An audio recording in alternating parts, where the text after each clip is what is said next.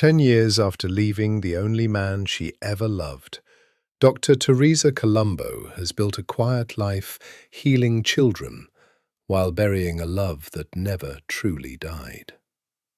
But when Salvatore Greco, the ruthless Mafia king she thought she'd left behind, appears on her doorstep, begging her to save the little girl he believes is his daughter, the past comes crashing back.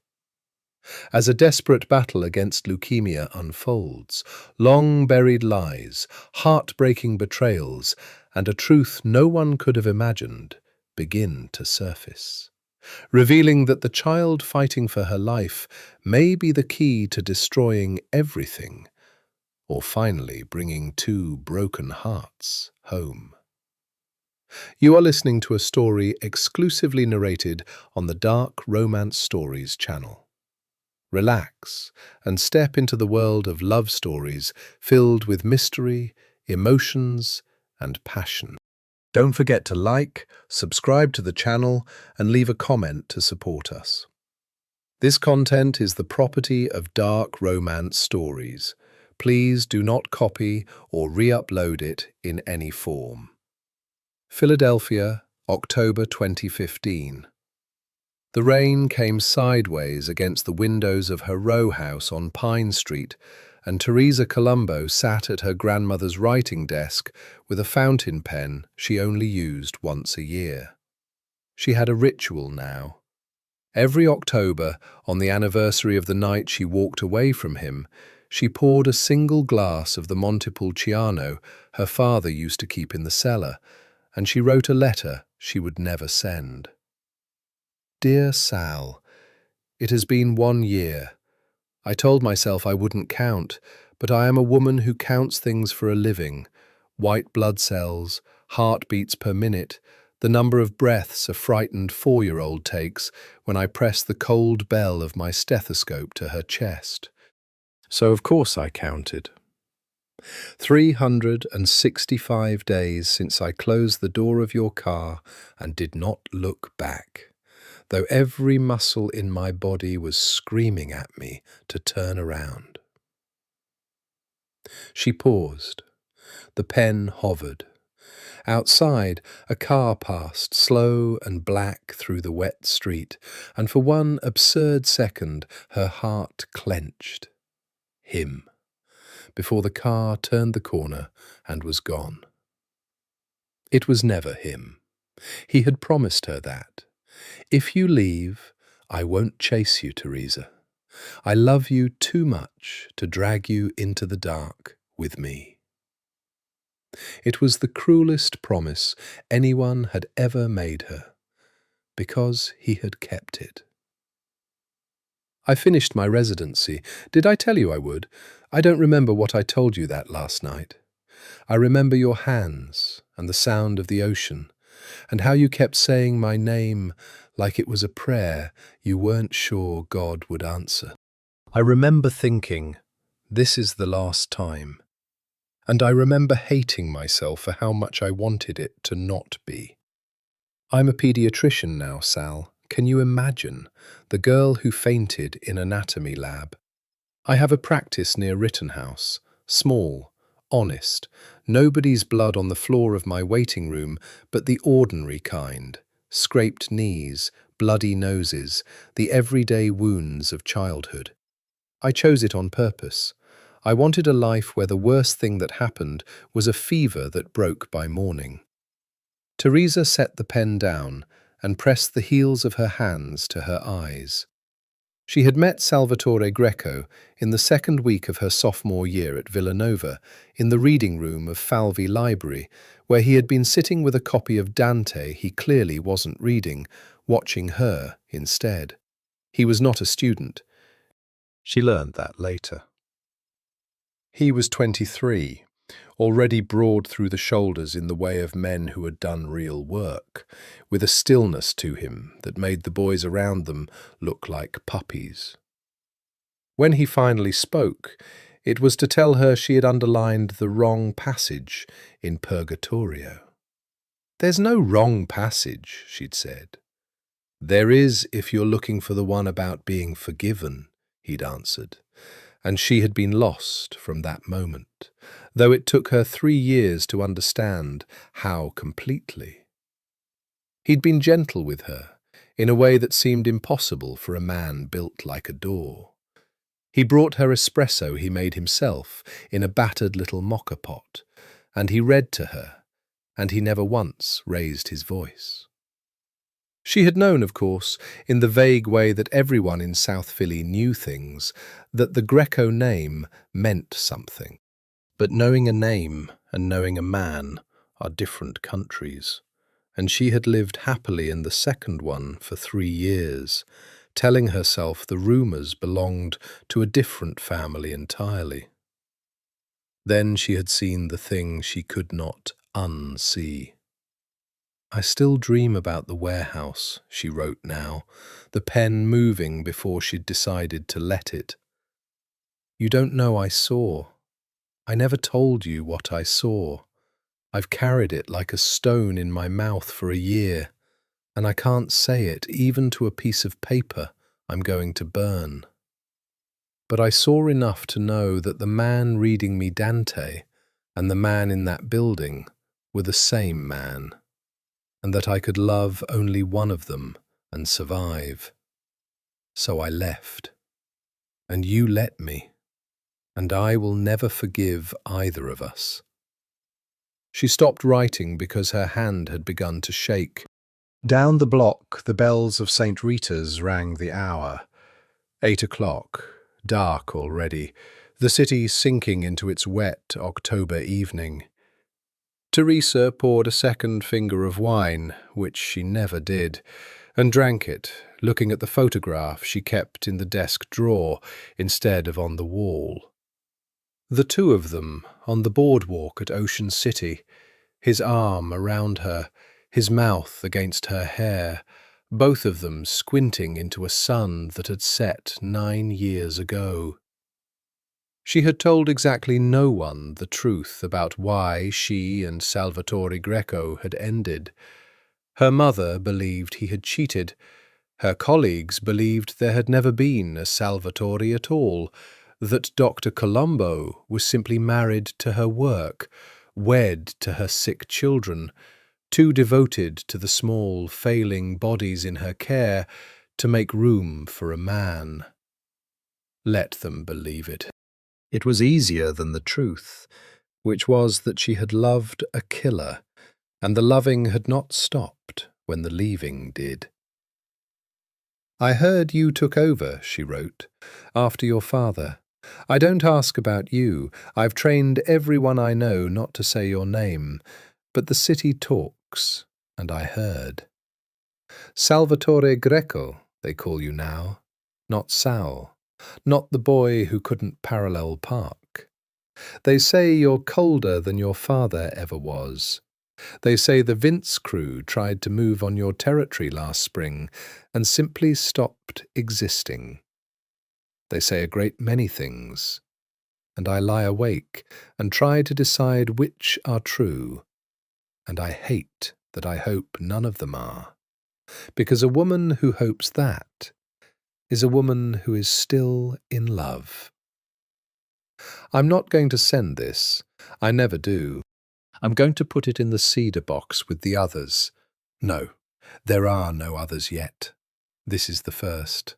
And next October I'll write another one. And the year after that, until enough of them stack up that I can finally read them and understand what happened to my life. I have a good life, Sal. I want you to know that, even though you never will. My patients love me. I have friends. There is a cardiologist named David who takes me to the symphony and holds my coat and asks nothing of me. And I let him, because it is restful to be with a man who has never once frightened me. But I have never once in his company forgotten to breathe. You ruined me for restful. That's the truth I can write down. You made restful feel like drowning slowly instead of quickly. The rain thickened. She heard it change register on the glass, the fat autumn drops becoming a hiss. Teresa folded the letter along a crease she pressed hard with her thumbnail, the way her grandmother had taught her to fold linens, and she wrote his name on the front, Salvatore, and underneath it, in smaller letters, the truth of the thing, not to be sent. Then she opened the cedar box her father had made her when she graduated medical school, the one that still smelled of the shavings from his workshop, and she laid the letter inside on the empty red velvet, and she closed the lid. One letter, a whole year folded into a single page. She turned off the desk lamp and sat a while in the dark, listening to the storm, her wineglass empty, and her heart, as always, 3 years behind her body. Still in a car, on a September night, still reaching for a door handle, still not turning around. Across the city, in a penthouse above the Delaware, where the rain looked like static on a dead channel, a man she would not see for a decade stood at a window with a glass of the same wine, thinking about a girl who underlined the wrong passages in Dante, not knowing, not for years yet, that on the last night he had held her, they had made something that would one day bring her back to him, and break them both apart, and put them back together in a shape neither of them could have survived guessing. From the Diary of Teresa Colombo, March 2016. I saw him today. Not him, I want to be precise, because imprecision is how a woman like me loses her mind. I saw his name. It was in the Inquirer, below the fold, a photograph taken outside the federal courthouse.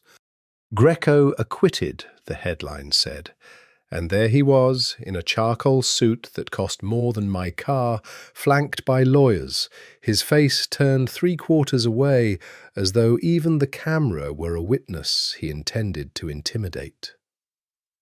10 years.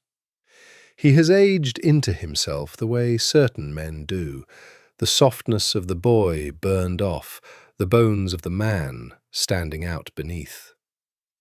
I sat in my office between patients and stared at 3 inches of newsprint for 11 minutes.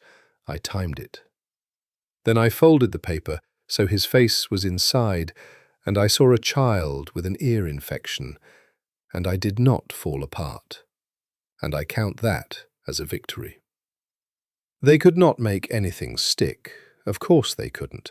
The witness recanted. The witness always recants, or vanishes, or is found in the river with his pockets full of the particular kind of silence that follows the Greco name around like a dog. I keep a folder now. This is a thing I have not admitted even to this diary until tonight. A manila folder in the bottom drawer of the desk at home, and in it I put the clippings. Not because I want them, because throwing them away feels like throwing away pieces of a man I promised myself I'd forgotten. And I am not, it turns out, a woman capable of that particular lie. David asked me to marry him last week. I have not written that down either. He did it beautifully. A table at Vetri, the ring in a box the colour of a robin's egg, his kind cardiologist's hands not quite steady. He is 51, and divorced, and gentle, and he would never, in 10,000 years, let anyone hurt me. He is everything a sane woman would run toward. I told him I needed time. He said, "Take all you need," because he is a good man, and good men wait, and that is precisely the problem. Sal never waited for anything in his life. Sal took. Sal looked at me across a library table and decided, and I have spent 9 years discovering that being decided about is a drug for which there is no substitute. I am ashamed of that sentence. I'm leaving it in. From an unsent letter, Teresa to Sal, October 2016. Dear Sal, 2 years. I almost married someone this year. I want you to know that wherever you are, because I want you to have to imagine it, Me in white, some other man lifting the veil. I want it to cost you something, even though you'll never know, even though the wanting is childish. I have decided that unsent letters are the only place a grown woman is permitted to be a child. I didn't do it. I gave him back the ring in April. He cried, and I did not. And I understood in that moment that I am a colder person than the world believes, and that you did that to me. Or maybe you only revealed it. Maybe the coldness was always mine, and you were simply the only man who ever matched it. They acquitted you. I saw. I keep a folder. There, I've confessed it to paper. I read every word they print about you, and I ration it out to myself like insulin. The Vincetti thing was you, wasn't it? Don't answer. You can't answer. That's the beauty of these letters, Sal. I get to ask you everything, and you get to stay the man I need you to be, which is silent and far away and mine. I saw a little boy today with leukemia. He is 6. He held my hand while we talked about the port they're going to put in his chest, and he asked me if it would hurt, and I lied to him, gently, the way you lie to children. And afterward I went into the supply closet, and I cried for 11 minutes. The same 11, always 11, I don't know why. And it was not entirely about the boy. It is never entirely about the patient. That is a secret they don't teach you in medical school. Sometimes the child's pain unlocks a door in you, and everything you've stored behind it comes flooding out. I wonder if you have children. The thought arrives sometimes at 3 in the morning like an intruder. Some woman in a house in Chestnut Hill, some dark-eyed babies with your stillness in them. It shouldn't hurt. We ended a lifetime ago. But I imagine you reading Dante to a child who is not mine, and I have to sit up and turn on the light. You won't have children. Men like you don't. Children are a vulnerability. And you told me once, in the only truly honest thing you ever said about your work, that you had spent your whole life closing off vulnerabilities the way a submarine closes off flooding compartments. Seal it, save the rest of the ship, don't think about the men you left behind the door. I was a compartment you sealed. I've made my peace with it. I write these letters to prove the water's still in there. 2 years. I miss you like a phantom limb, not constantly but predictably, when the weather changes, when I reach for something and the arm that should be there is gone. She sealed that one too, and laid it in the cedar box atop the first, and the red velvet was a little less visible now. And she told herself, as she told herself every year, that this would be the last. It was not the last. There would be 8 more before he came, but that spring she did one thing she had never done. Late one night, 3 glasses of wine past her better judgment, she opened her laptop and typed his name into the search bar. And then she deleted it, letter by letter. S-A-L, backspace, backspace, backspace. Because she was a doctor and a rational woman, and she knew that some wounds heal only if you refuse to keep opening them. And because, in truth, she was afraid of what she'd find, and more afraid of what she'd feel, and most afraid of all that she would find nothing and feel everything anyway. She closed the laptop. She went to bed. She dreamed, as she often did, of a warehouse and a sound she had spent a decade trying to unhear, and woke at 3 a.m. with the light already on because she had learned to leave it burning. Philadelphia, the same years from a different window. Salvatore Greco did not write letters. He was a man who had learned, young and hard, that anything committed to paper was a rope someone could hang you with. His father had taught him that with a lit cigarette against the back of his hand when he was 11 and had scrawled a girl's phone number on his forearm in ballpoint. Nothing in writing, Salvatore. Nothing they can hold.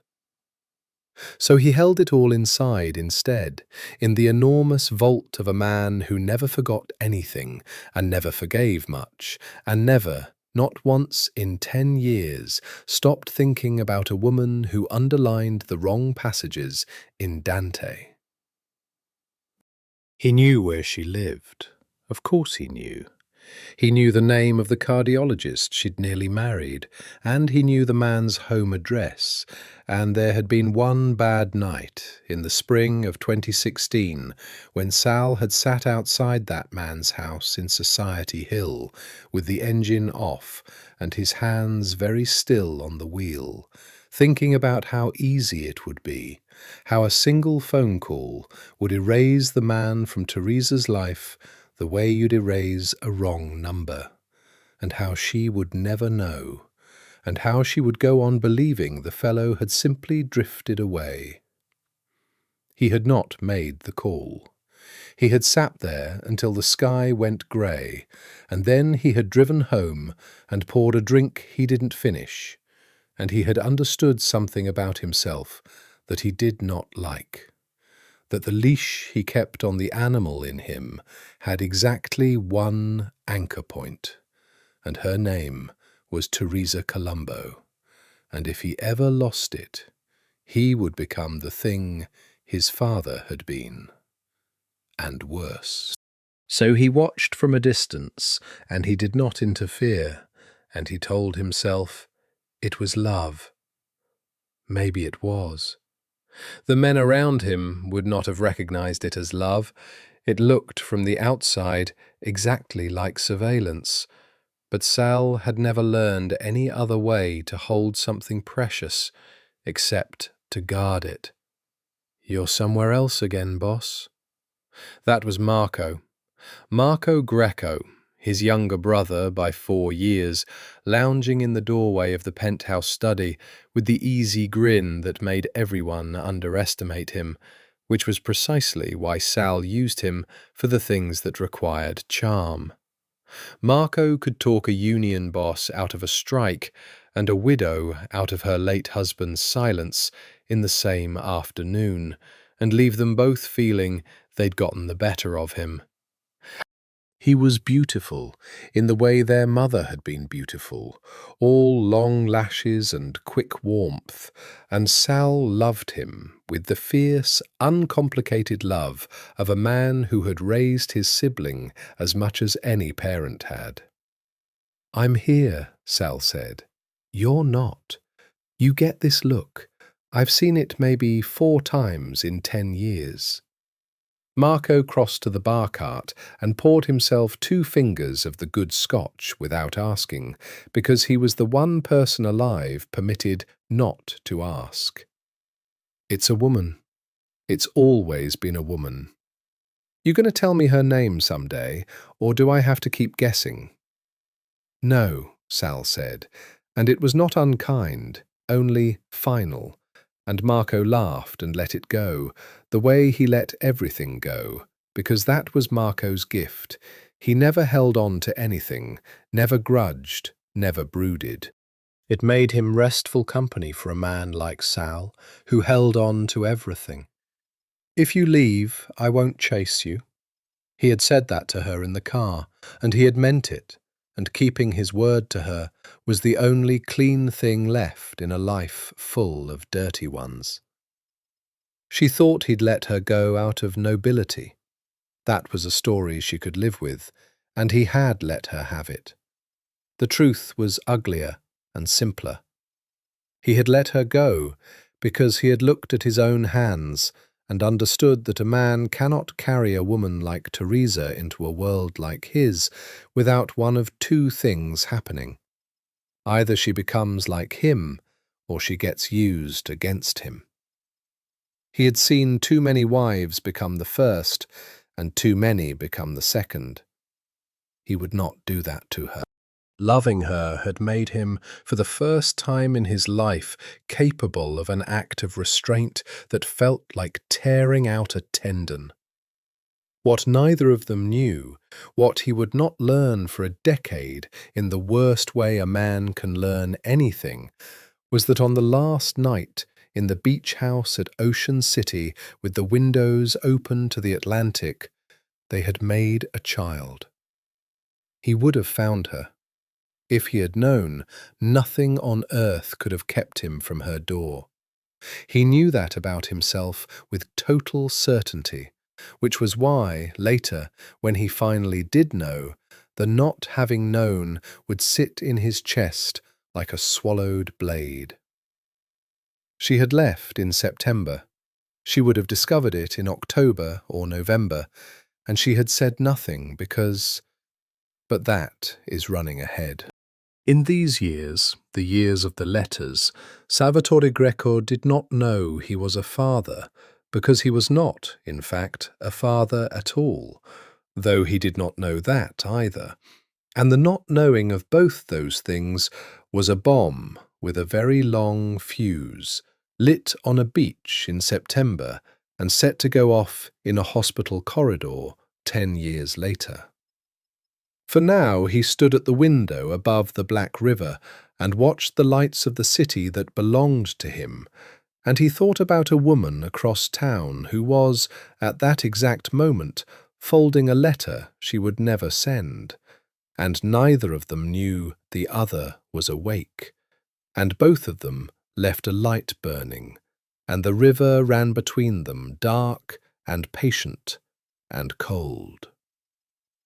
Marco finished his scotch and clapped his brother on the shoulder. "Get some sleep, Sal. The Fontana thing is handled. You worry too much." "That's the job," Sal said. "That's your job. My job's the fun part." Marco grinned again, that warm, quick grin, and Sal smiled back. Because he loved him, because he trusted him more than any living soul, because Marco was the one compartment on the whole ship he had never once thought to seal. He would remember that. Later, he would remember exactly how much he had trusted him, and the memory would be the worst wound of all, worse than any bullet, worse than his father's cigarette, worse than the sound of Teresa's car door closing on a September night. But that was a decade away, and the fuse was very long, and for now there was only the river and the lights, and two people in one city leaving the lights on for the same reason and calling it different names. From an unsent letter. Teresa to Sal, October 2017. Dear Sal, Three letters in the cedar box now, and I've started to think of you the way you must think of the men you've lost. Not as a person anymore, but as an absence with a shape, a place at the table nobody sits at. My father died in June. I've been trying to write that sentence for 4 months. There, it's on paper now. Massive stroke, in the garden, among his tomatoes. He was 74 and stubborn, and he never once, in all the years, asked me why the beautiful Greco boy stopped coming to Sunday dinner. He must have known. He knew everything, my father, in the way of men who say little. Toward the end, in the hospital, I was there, of course, I am always the one in the hospital, he took my hand and he said, in Italian, so my mother wouldn't understand, "The one you don't talk about." "Was he good to you?" And I said, "Yes, Sal." God help me, I said yes. Because it was true. Because whatever else you were never once unkind to me. And my father closed his eyes and nodded like a man crossing something off a list. And 2 days later, he was gone. I wanted you at the funeral. Isn't that insane? I stood at St. Monica's in my black dress, with David's hand on the small of my back. Yes, David again. We drift back together, the way debris finds the same eddy. And I scanned the back of the church for a broad-shouldered man in a suit that costs too much. And you weren't there. And I was furious at you for not being there for a funeral you didn't know about and wouldn't have been welcome at. I am not well, is what I'm telling you. Grief has made a hole in me, and I keep filling it with you. Because you're the only thing large enough. There was a bad night in July. I'll tell the paper because I can't tell anyone alive. I drove to South Philly. I parked across from the social club on Passyunk. Everyone knows it's yours, the one with the green door. And I sat there for an hour, like a stalker, like a mad woman, watching men come and go, waiting for a glimpse of you. You never came out. Or you did, and I didn't recognize you. Or the man who did come out near midnight, the big one who stood on the step and lit a cigarette and looked up and down the street the way a soldier checks a perimeter. Maybe that was you. And I've changed so much, and you've changed so much, that I sat 40 feet from the only man I've ever loved and did not know his face. I drove home and I was sick in the kitchen sink and I swore I would never do it again. I won't do it again. But I wanted you to know I did it once. A woman is allowed to break one time in the year her father dies. T. From the Diary of Teresa Colombo, December 2017. David is seeing someone else, a radiologist, younger, uncomplicated. He told me over coffee, kindly, the way he does everything, and he said the thing I have been waiting 3 years for someone to have the courage to say to me. Teresa, you're a wonderful woman, but you're already married. You have been the whole time I've known you. I don't know to whom, and I don't think you'll ever tell me, and I finally accepted that I can't compete with a ghost. I didn't argue. What was there to argue? He is right. I have been married to a man I left, faithful to a marriage that never happened, for 10 years, and I will probably die that way, an old woman in a house on Pine Street, with a cedar box full of letters and a folder full of clippings, and a photograph in a drawer of a boardwalk in the sun. I wished David well. I meant it. He deserves the radiologist, deserves an ordinary, happy life, with a woman who is actually present inside her own body. Afterward I came home and I did the math, which I do sometimes when I am punishing myself. I am 34. If I had stayed, if I had swallowed what I saw in that warehouse, if I had married Sal Greco and become a doctor to made men and their wives, patching bullet wounds in kitchens, asking no questions, I could have a child by now. 2. I imagine them sometimes. A boy with his stillness, a girl with my temper. They live in a house I invent, with a garden like my father's, and they are happy in the specific, impossible way of children who don't exist. I will not have children now. I've decided this cleanly, the way I decide clinical things. The window is closing, and I have no husband, and no prospects, and no desire to raise a child alone. And every day I hold other people's children, and give them back, and that will have to be enough. It is not enough, but it will have to be. I put the diary away, and I go to bed, and I leave the light on, because I always leave the light on. Because a decade ago, I heard something in a warehouse that lives in the dark, and I have never once slept in the dark since.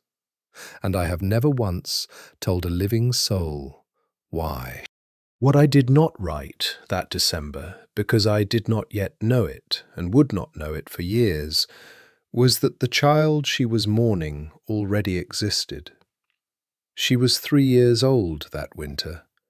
She had dark eyes and a temper and a stillness that came from somewhere, and she lived across the city in a house Teresa would never have thought to invent, raised by a man who told everyone she was his brother's orphan. And she was, at that moment, learning to say her own name. Sophia. But Teresa did not know that. Teresa mourned a child who was breathing across town, and left the light on, and slept badly, and folded another year into the cedar box. And the fuse burned on, silent and long, toward a corridor and a blood test, and the end of everything anyone thought they knew. Philadelphia, told from Sal's house in Chestnut Hill, across the years. He had not planned to keep her. That was the thing Salvatore Greco could never say aloud, not to anyone, because it made him sound like a monster, and he was not a monster, or he was trying every day not to be one. And the trying had begun with a phone call in the summer of 2014. The call had come from a woman named Angela DiMarco, who had been, briefly and without meaning much to either of them, a comfort in a bad year. The year Teresa left, in fact, the very autumn, when Sal had been a raw wound of a man, and Angela had been kind and warm and had asked nothing. It had lasted 2 months. It had ended without drama. And then, 10 months later, there had been a baby, and Angela had not told him, because Angela had her own complicated life and her own reasons. And it was only when Angela got sick, fast, the way it sometimes goes, a diagnosis in spring and a funeral by summer, that she had called him from a hospice bed and said the words that rearranged his entire life. "She's yours, Sal. Her name is Sophia. I never told you, because I didn't want her raised in your world. But I'm dying, and there's no one else, and I'm begging you, don't let her go into the system. Please, she's a good baby. She's so good." He had gone to the hospice. He had looked into a crib at a sleeping infant with a shock of dark hair, and something in the sealed submarine of his chest had flooded all the compartments at once, and he had known with the same total certainty that governed everything he did that he would burn the world down before he let anyone take this child from him. He had believed she was his. Why wouldn't he? The timing worked. Angela swore it. There was no reason on earth to doubt it, and every reason to want it, because a man who had lost the only woman he'd ever loved was being handed, against all deserving, a piece of a family he thought he'd never have. He named her the guardian of his own softness, Sophia. He hired the nurses, then fired them one by one, because none of them loved her enough, until he found Rosa, who did. He learned to warm a bottle. He, Salvatore Greco, who men crossed the street to avoid, sat up at 3 a.m. with a colicky infant on his shoulder, walking the length of the penthouse and back, singing under his breath the songs his mother had sung. And he wept sometimes, in the dark, out of a tenderness so violent it frightened him. And he told no one the whole truth. To the family, to the world, Sophia was his brother's child, an orphan, a tragedy, taken in. He built the lie carefully, because the lie was armor. A daughter is a vulnerability. He had said as much to Teresa a lifetime ago.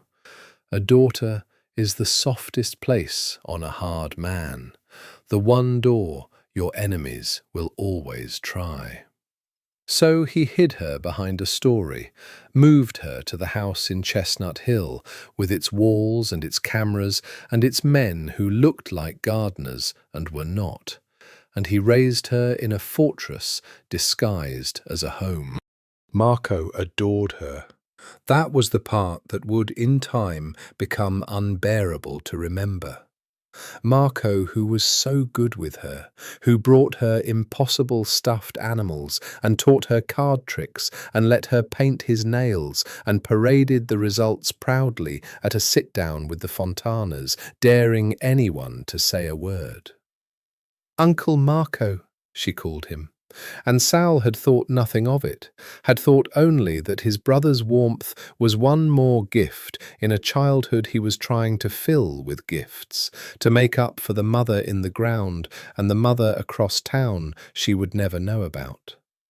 Because he did think about that, about Teresa, constantly in those years, in a new way, no longer only as the woman he'd lost, but as a mother-shaped absence in his daughter's life. He would watch Sophia sleep and think, she would love you. God, how she would love you. You would be so good at this, better than me. You were born to it.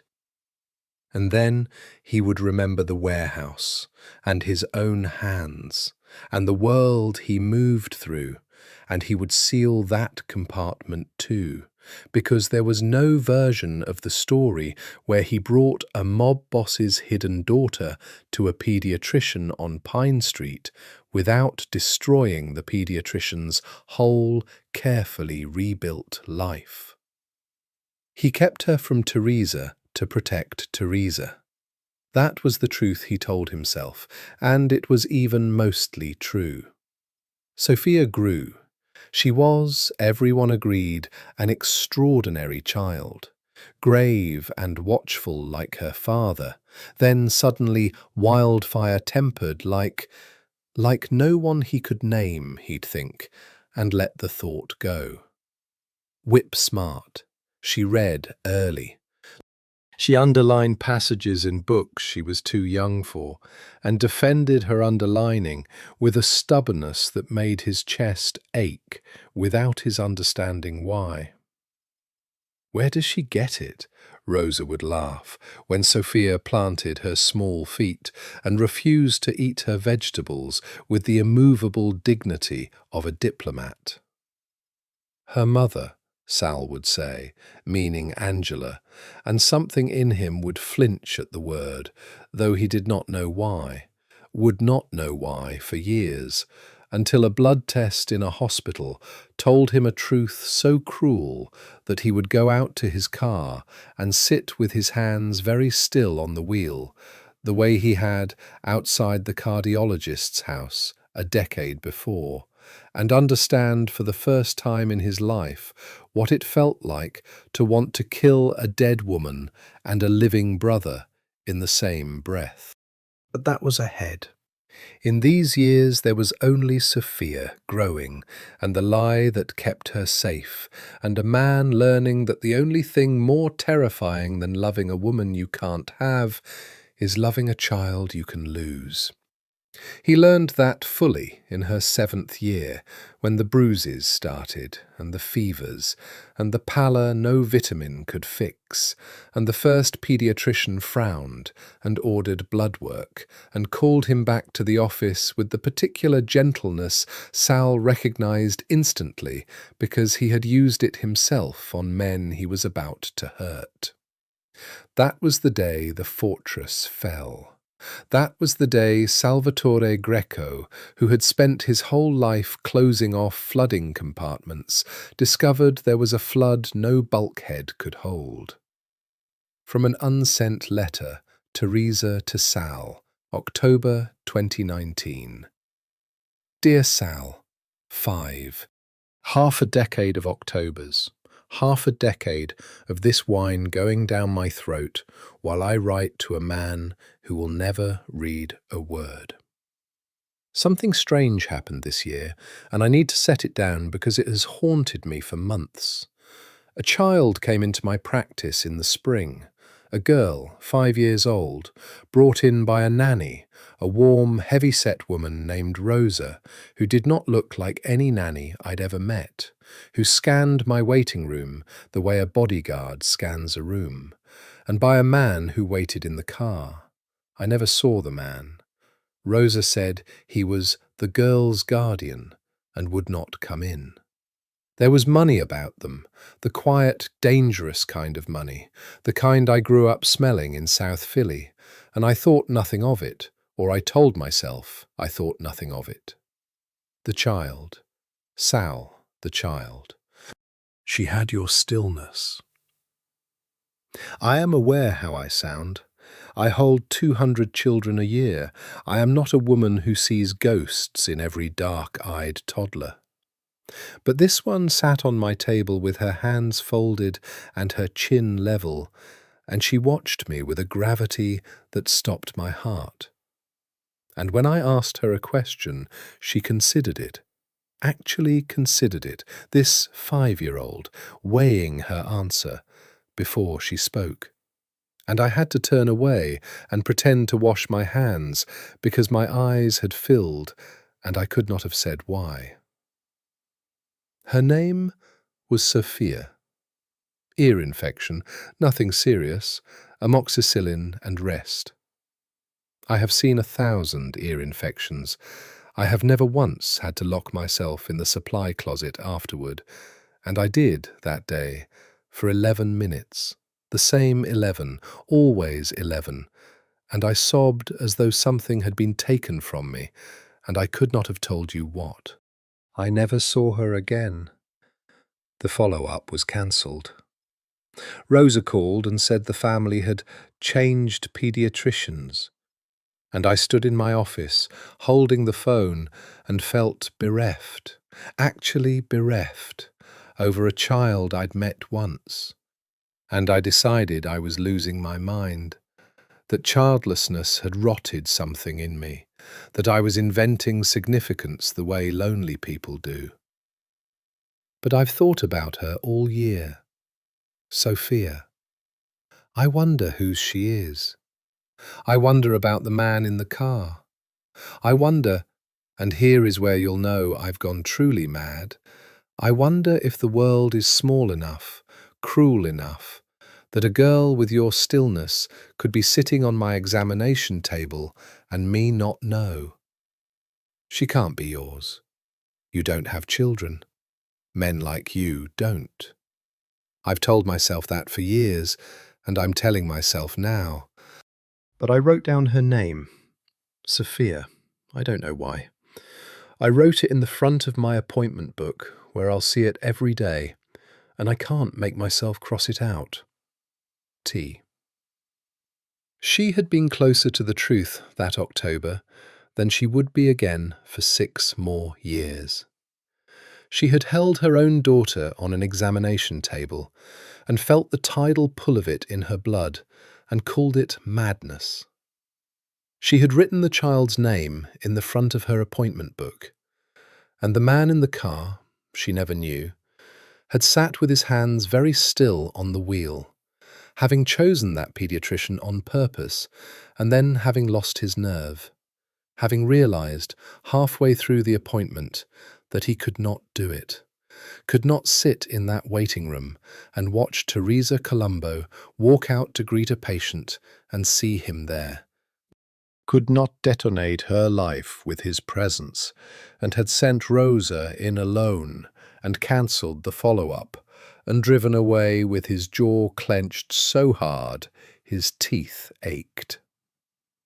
He had told himself it was a mistake choosing her practice, a weakness. He had wanted, just once, to put his daughter in the same room as the woman who should have been her mother.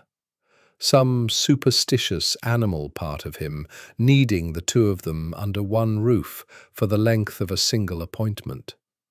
And then he had panicked at what he'd risked and pulled back into the dark. They had been 40 feet apart, mother and daughter, and neither had known, and the fuse had burned a little shorter. From the diary of Teresa Colombo. February 2020. I turned 37 this month, and I spent my birthday alone by choice, which is different from spending it alone by circumstance, I keep telling myself, though I'm no longer certain there's a difference that matters. I've made partner in name at the practice. It's just Angeli and me now, and we've hired 2 associates, and the waiting room is full every day. And I am, by every external measure, a success. Dr. Colombo, beloved, trusted. There are children in this city alive today because of decisions I made at 2 in the morning, and I hold that knowledge like a coal, warming, real. And yet, there is a girl named Sophia I met once, whose face I cannot lose. I have started, God forgive me, to watch for a particular black car. I have started to look twice at broad-shouldered men on the street. The discipline of a decade, the training I did on myself, the not saying, the not looking, has cracked. And I don't know why now, why this year, except that the child broke something open, some door I'd sealed, and behind it was all the water I'd been storing, and it's coming out. I think I need to see him. This is the thought I've been circling for weeks, and finally I'm writing it down. Not to reunite, God no. Only to close it. To stand in front of Salvatore Greco one time as the woman I am now, not the girl who ran, and to see him plainly, older, colder, a stranger, and to feel the spell break the way spells break when you finally look at the thing in daylight. I think if I saw him, I could stop. I think the fantasy survives only because it's never tested against the real. I won't do it, of course. I'm too much a coward, or too much a survivor, which in my case have always been the same thing. But I wrote it down, that I want to see him. After 10 years. I left the light on, and I lay awake, and for the first time in a long time, I let myself imagine the beach house, the last night, the open windows and the sound of the ocean, and his voice against my hair. And I did not turn on the harsher lamp to chase it away. I let myself remember, just once, as a birthday gift to the girl I used to be. Philadelphia, Spring 2025, from Sal's World. The word was leukemia, and it came out of the doctor's mouth in a beige office with a box of tissues placed strategically within reach, and Salvatore Greco heard it the way he'd heard incoming fire once in his 20s. A flat concussion that arrived before the sound, the meaning slamming into him a full second ahead of the words. Acute lymphoblastic leukemia, the oncologist said. Dr. Weiss, a careful man, grey, chosen because he was the best in the city and because he asked no questions about how a man like Sal came to be a single father, or where the child's mother was, or why the intake forms were filled out in a hand that pressed so hard it tore the paper. It's the most common childhood cancer, Mr. Greco. I want to start there. And in children, it's often very treatable. Often, Sal repeated. His voice came out level. It always came out level. It was the last thing to go. Not always. Not always. But the numbers are good. I need you to hold on to that. Sophia was 10 years old. She was in the waiting room with Rosa, colouring, believing she was there for the tiredness and the bruises, believing the grown-ups would fix it, because that is what she believed about her father, that there was nothing on earth he could not fix, that the world rearranged itself around his will. And she was not wrong. She had simply never encountered the one thing that would not. They started treatment. Chemotherapy, the induction phase, the long, brutal months of it. Sal moved his entire operation to accommodate it. He was Salvatore Greco. He could bend a city. He could not, it turned out, bend a single cell gone wrong in his daughter's marrow. He learned the vocabulary the way he'd once learned the vocabulary of his trade. Blast count, remission, minimal residual disease, relapse. And he sat in the small chair beside the big hospital bed while a machine dripped poison into his child to kill the thing that was killing her. And he held her hand, and he told her stories. And at night he went home and stood at the window above the Black River and did not drink, because he needed to be sharp, because being sharp was the only thing he had left to offer. She went into remission that summer. He allowed himself to breathe. She relapsed in the winter.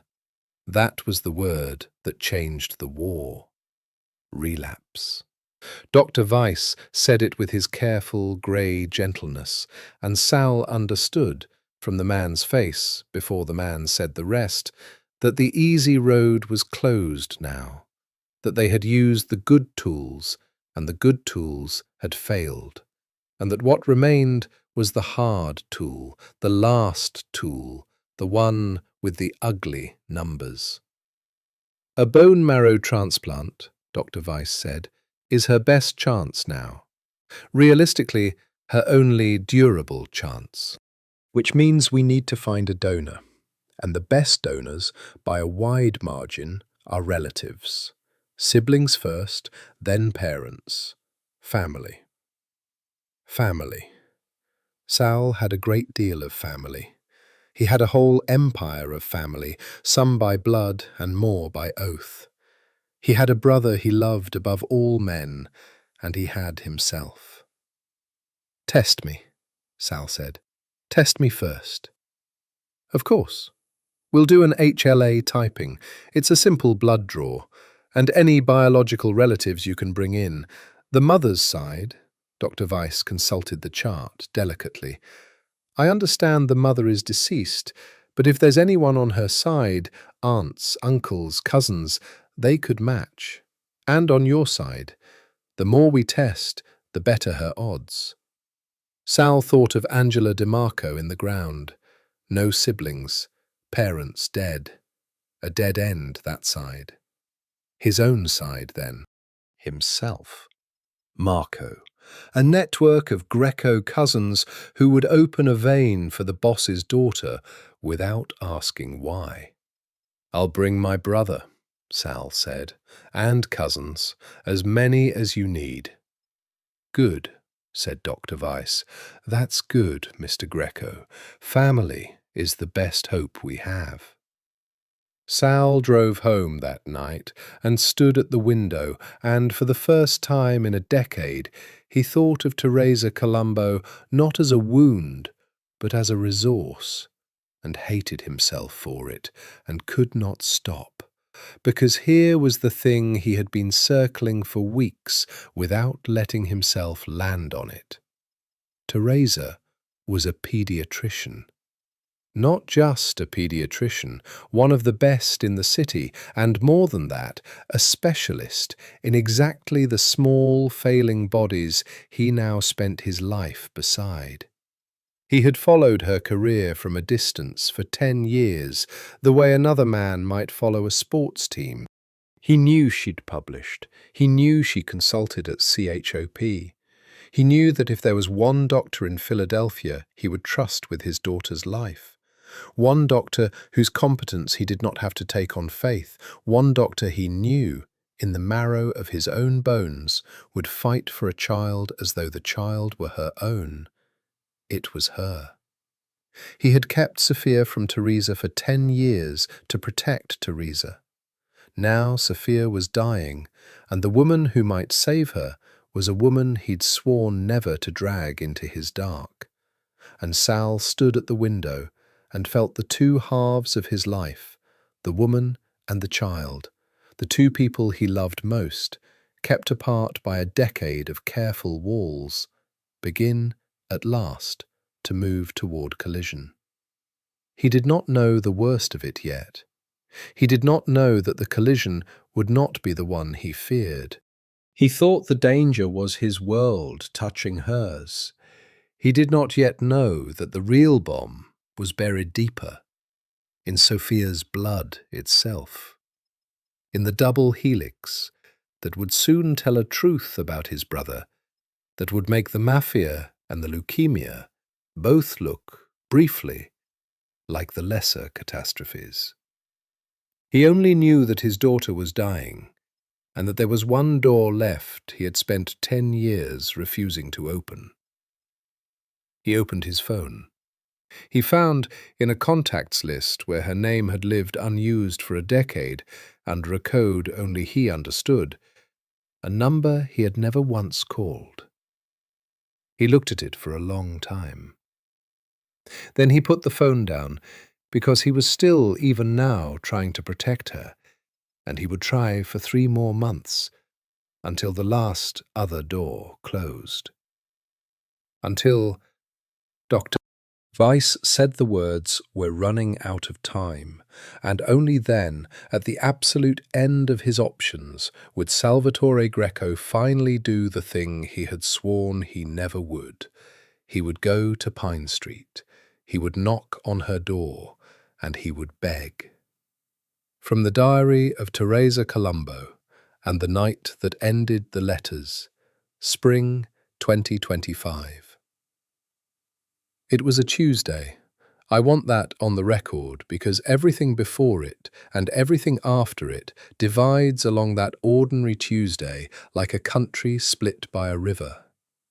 I had come home late, a long day, 2 admissions, a difficult conversation with parents who did not want to hear what I had to tell them, and I'd poured a glass of wine, though it wasn't October, though I had a private rule about the wine and October, and I'd broken it because I was tired in the way that has nothing to do with sleep. The knock came at 9:40. Nobody knocks on Pine Street at 9:40. My neighbours text, deliveries buzz. A knock, real knuckles on real wood, is a thing out of another era, and I stood in my kitchen with the glass in my hand and my heart doing something complicated, because some animal part of me knew before my mind allowed it. I opened the door with the chain on, and there he was. I want to describe him accurately, because I have imagined this moment 10,000 times, and reality is owed the courtesy of precision. He was older. Of course he was older, so am I. But the years had done to him what I'd read in the paper, burned the boy away and left the architecture. Grey at the temples now, lines around the eyes, a suit, dark, expensive, rain-flecked because it was raining. It is always raining in the parts of my life that matter. And his face. His face, when the door opened and he saw me, did something I had never once seen it do in 3 years of loving him. It broke. For half a second, before he mastered it, Salvatore Greco's face broke open like a boy's, and I understood in that instant that whatever had brought him to my door after 10 years was not desire and not nostalgia and not power. It was terror. The man I'd never seen afraid was afraid. "Teresa," he said. "Just my name." His voice was lower than I remembered, roughened, but the way he said my name was exactly the same, exactly, and 10 years fell away, and I had to grip the doorframe. "Sal?" I meant it to come out cold. It came out cracked. "I need your help." He said it fast, before I could close the door, before either of us could retreat into the roles we'd rehearsed apart for a decade. "I wouldn't be here. I swore I'd never— Teresa, I have kept away from you for 10 years. I have kept my word. You have to know that whatever this looks like—" He stopped. He was not a man who ran out of words. He ran out of words. "It's my daughter," he said. She's dying, and you're the only person alive I trust to save her." I stood there with the chain on the door between us, and the whole architecture of my carefully rebuilt life came down without a sound. His daughter. The words hit me in a strange order. First the professional, dying, what condition, what have they tried? Then the personal, arriving a half-beat later, like the sound after the concussion. His daughter. He has a daughter. Some woman gave him a child. He has a child, and I have a cedar box. And then, underneath both, something else, something I did not understand for weeks, a third thing that moved in me like a fish under ice. A girl named Sophia I'd met once, 5 years old, who had your stillness. Sophia. I'd written her name in my appointment book. "How old?" I heard myself say. 10. 10. The arithmetic did itself unbidden, the way arithmetic does for a woman who counts things. 10 years old. Conceived then around... My mind shied away. I did not do the rest of the math. Not that night. My mind, which does math on everything, refused this one sum, and I understand now that it refused it out of mercy, because I was not ready, because some sums you can only do once, and I wasn't ready to do this one and have it be true. "What's her name?" I said instead. And he said, "Sophia." I took the chain off the door. I don't remember deciding to. My hand did it. 10 years of discipline, 10 years of not looking and not saying, and a single word, her name, the name I'd written in my appointment book and could not cross out, undid all of it, and I opened the door of my house to Salvatore Greco at 9:40 on an ordinary Tuesday. And the rain came in around him, and he stood on my threshold, not touching me, careful, so careful, his hands at his sides, like a man surrendering. "Tell me everything," I said, "from the beginning. The diagnosis, the treatment, all of it. Talk to me like I'm her doctor, not like I'm..." I couldn't finish that sentence either. "Not like I'm the woman you ruined. Not like I'm the ghost you married. Talk to me like a doctor." So he came in. Salvatore Greco stood in my kitchen, dripping, and told me about acute lymphoblastic leukemia, and induction, and remission, and relapse, and I listened with the front of my mind, while the back of my mind screamed, and I was already, God help me, already reaching for a notepad, already a doctor, already fighting for a child I hadn't met. A child who was mine, though I did not yet know it, though the knowing was 3 weeks and 1 blood test away, though everything he'd built his 10 years of silence to prevent was about to happen anyway, worse than he'd feared, in a way neither of us could have invented in our darkest imaginings. "Bring me everything," I said when he finished. "Every scan, every lab. I want to see it all." And Sal, he looked at me, and his broken boy face was under control now, but his eyes weren't.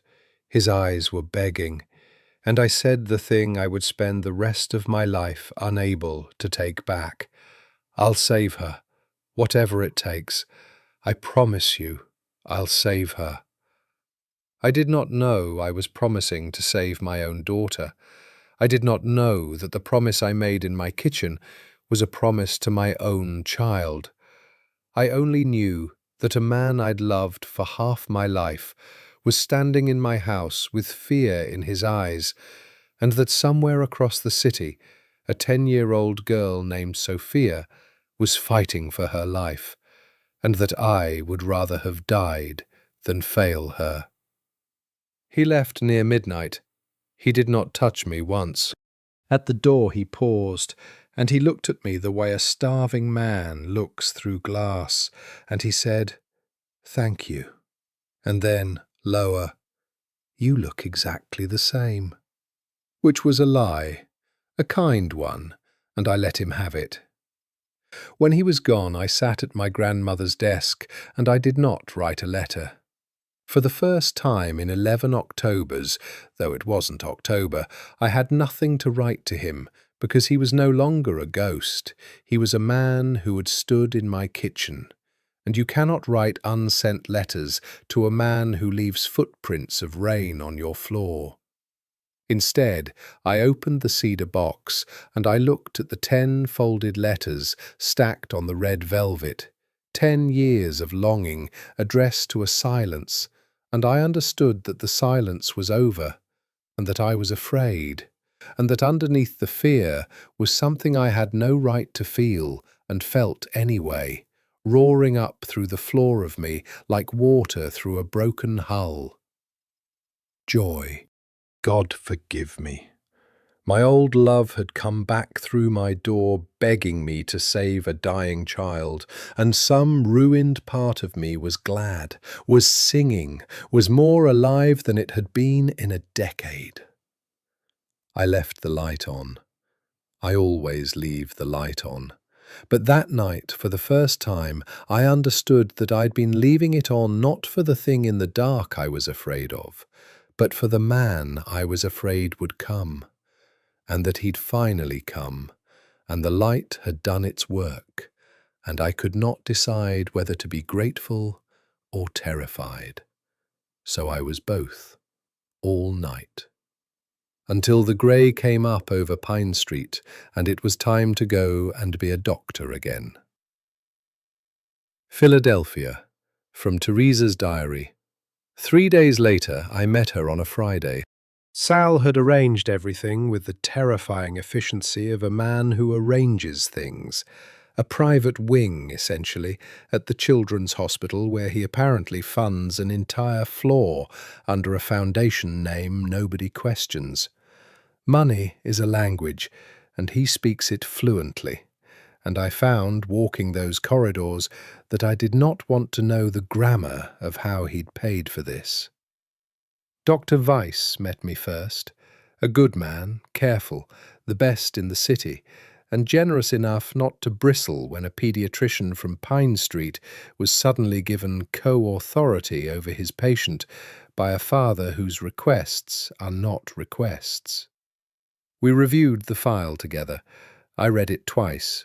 The disease, the relapse, the plan, a matched transplant, if a donor could be found, and the search underway among the father's relatives, and the clock, always the clock, running. Then I went in to meet her. I had prepared myself. I am a professional. I have walked into 1,000 rooms holding 1,000 sick children, and I know how to keep my face right, how to be warm without being frightening, how to let a child feel that the grave adult before her is not grave because of anything the child has done wrong. I was not prepared. She was sitting up in the bed with a book, too old for her, some fat fantasy novel, and her head was wrapped in a bright scarf because the chemo had taken her hair, and she looked up when I came in with a gravity that stopped me in the doorway, exactly as it had stopped me 5 years before in my own exam room. And I knew her. Sophia, the girl with the stillness. Older now. Sicker now, but the same child, weighing me with the same considering dark eyes before deciding whether I was worth speaking to. "You're the new doctor," she said, not a question. "The one Papa keeps talking about." "I'm Dr. Colombo," I said. "Teresa, you can call me either." "Are you good?" she asked. "At being a doctor? Because Papa says you're the best, but Papa says a lot of things when he's scared and thinks I can't tell he's scared."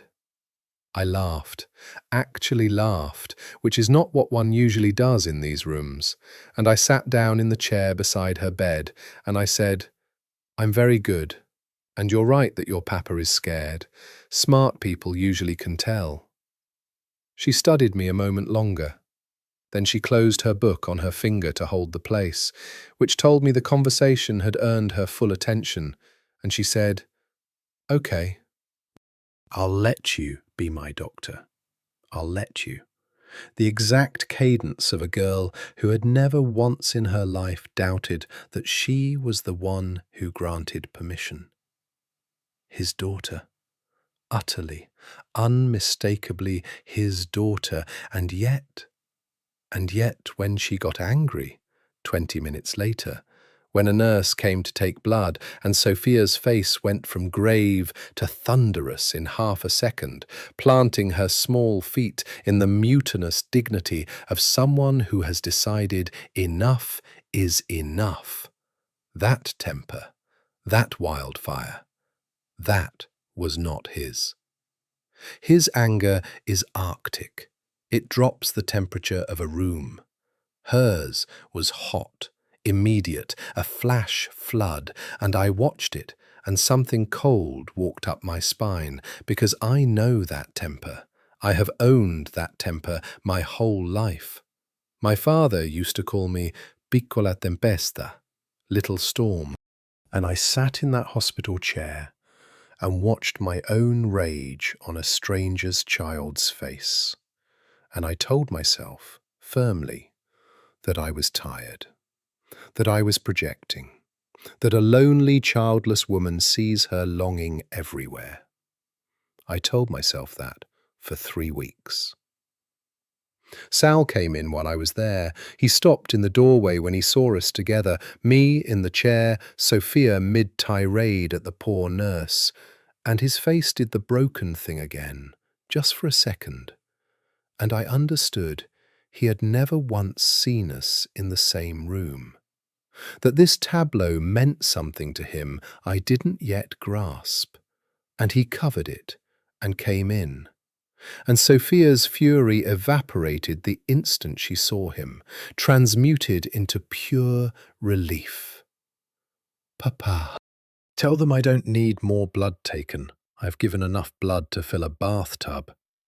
"You've given about a teaspoon," Sal said mildly, and crossed to her and pressed his mouth to the crown of her scarfed head with a tenderness that undid me. This man, this feared man, gentling his child. And I had to look at the window. "Dr. Colombo says she'll let me be difficult," Sophia announced. "I said no such thing," I said. "You implied it." Sal looked at me over his daughter's head, and there was a question in his eyes I couldn't read, and a gratitude I could. And under it both, something that had been there in a library 20 years ago, and had, apparently, never fully died in either of us.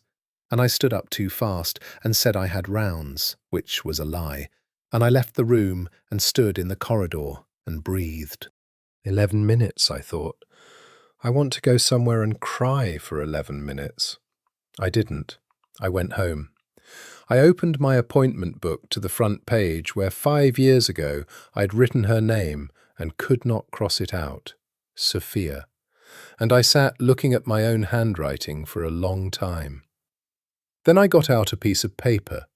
Not a letter to Sal. That ritual was dead. Something else. I made a chart, the way I do when a case frightens me and I need to turn feeling into fact. Column 1. Things I could explain. The stillness, inherited from Sal, obviously. The intelligence, both her parents, presumably. The dark eyes, Sal. Column 2. Things I couldn't. The temper. The specific temper. My temper. Column 3, which I stared at for an hour before I could bring myself to write it, and then wrote in letters so small I could barely read them, as though writing it small might make it small. The math. 10 years old. Conceived at the latest 11 years ago. I did the sum I had refused to do in my kitchen. The last night. The beach house. September 11 years ago. And then I told myself the thing every doctor tells herself when a diagnosis is too terrible to be true. Correlation is not causation. Timing is not proof. You are a grieving, childless woman, and you are seeing what you need to see. I closed the notebook. I left the light on, but I did not sleep, and I did not stop doing the math. And somewhere across the city, a father who thought he already knew the worst was arranging a blood test that would tell all three of us a truth none of us had the strength to be ready for. Philadelphia from Teresa's diary and the nights at the hospital, spring 2025. We fell into a rhythm, the three of us, in the way that hospitals impose rhythm, the tyranny of the schedule, the labs at dawn, the doctor's rounds, the long dead middle of the afternoon when a sick child sleeps and the adults who love her sit in the dim room and have nowhere to look but at each other. That was where it happened, not in a rush, not in a scene, in the long afternoons while Sophia slept, when there was nothing to do but be in a room with Salvatore Greco after a decade of writing him letters I never sent. We talked. God, we talked. At first only about her, the labs, the counts, the plan, the donor search that was coming up empty, cousin after cousin tested, and none of them close enough, and Marco, his brother whom he kept saying he'd bring in and kept not bringing in for reasons I didn't understand yet.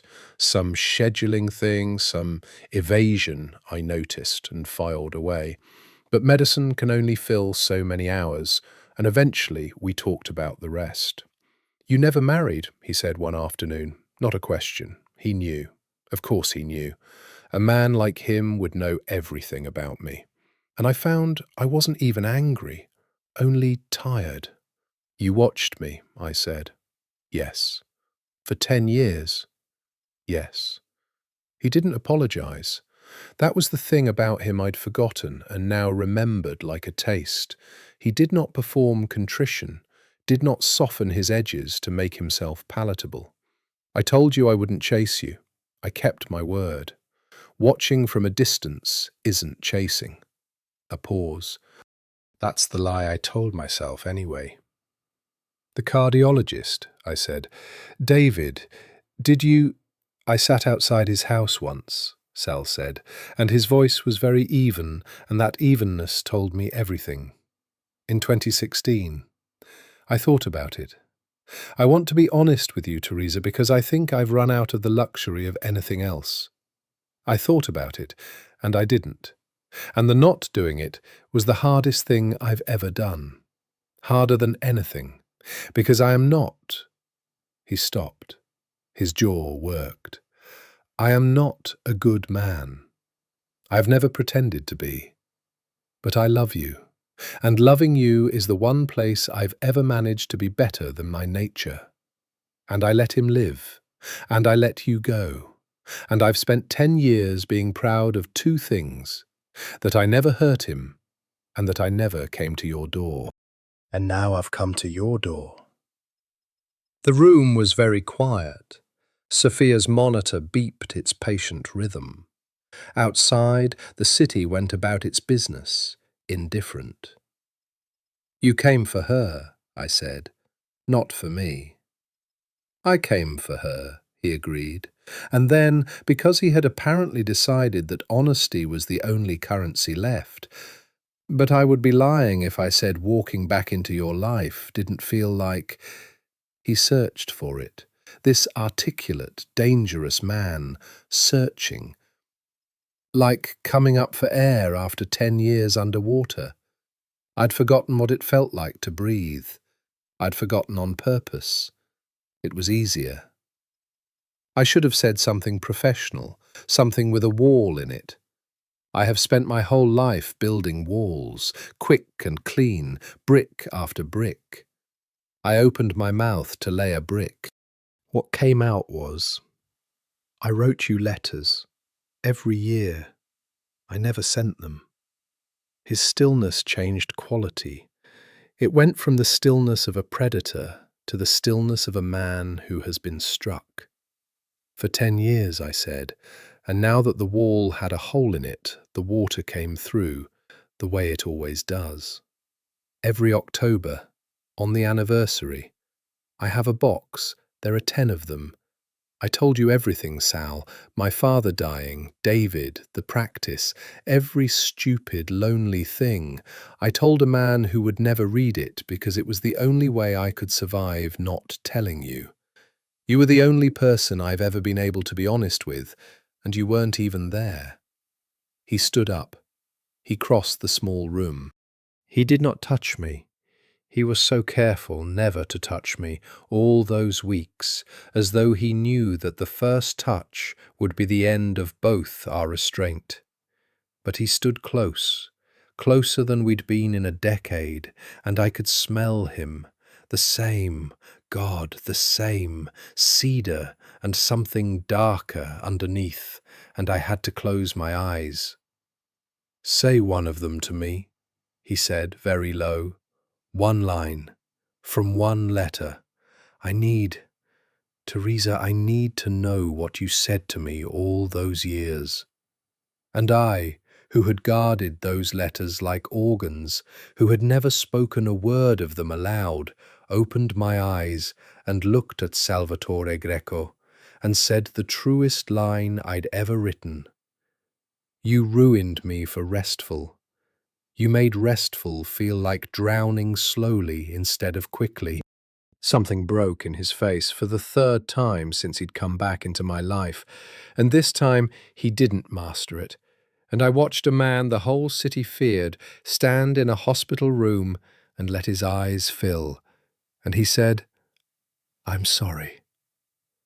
And it was the first time in 20 years I had ever heard him apologize for anything. And I understood he wasn't apologizing for coming back. He was apologizing for leaving. "We can't," I said. My voice shook. "Sal, whatever this is, we have a sick child and a donor search, and I am her doctor, and there are 100 reasons." "I know," he said. "I mean it." "I know," he said again. And he stepped back, deliberately, putting the distance back between us, an act of will I could see cost him. And he sat down again in his chair on the other side of his sleeping daughter. And we stayed like that, on opposite sides of the bed, the child between us, the way we would be for the rest of the story, in ways I couldn't yet imagine. The child always between us, the child who was the reason and the obstacle, and though I still wouldn't let myself finish the math, the answer. Sophia stirred, opened her eyes, looked from her father to me and back, with the uncanny perception of a sick child who has learnt to read every adult in every room. "You two are being weird," she announced. "We're being professional," I said. "You're being weird," she said, with total confidence, and closed her eyes again. And Sal and I looked at each other over her small body and did not laugh. Because it wasn't funny. Because she was ours. His, I corrected, ferociously. His. And time was running out, and I still hadn't let myself do the math out loud. Philadelphia, from both sides, spring 2025. Sal kept not bringing Marco to be tested, and I finally asked him why. We were in the family lounge, the fake cosy one with the burgundy chairs, and I'd cornered him with a clipboard and my doctor's voice, because the donor search was failing, and every relative mattered, and the one relative he kept deferring was the closest one, a full sibling, potentially the best match of all. "Your brother," I said. "Marco. He's the most likely match after you. Why isn't he tested? You keep saying you'll bring him."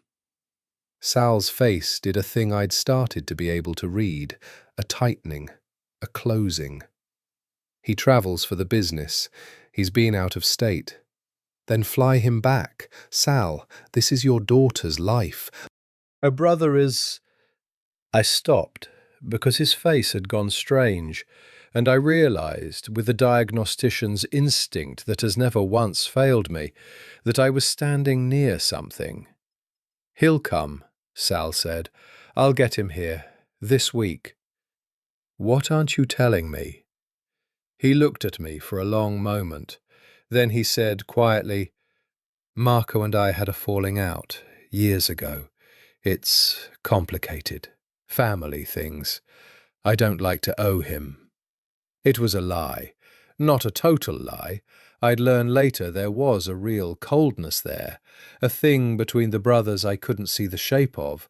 But the reason he gave wasn't the real reason, and I knew it. And I let it go because I had a dying child to think about, and not enough hours to excavate a mob family's grudges.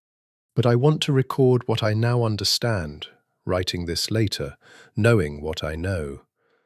That Sal's reluctance was the first tremor of the earthquake.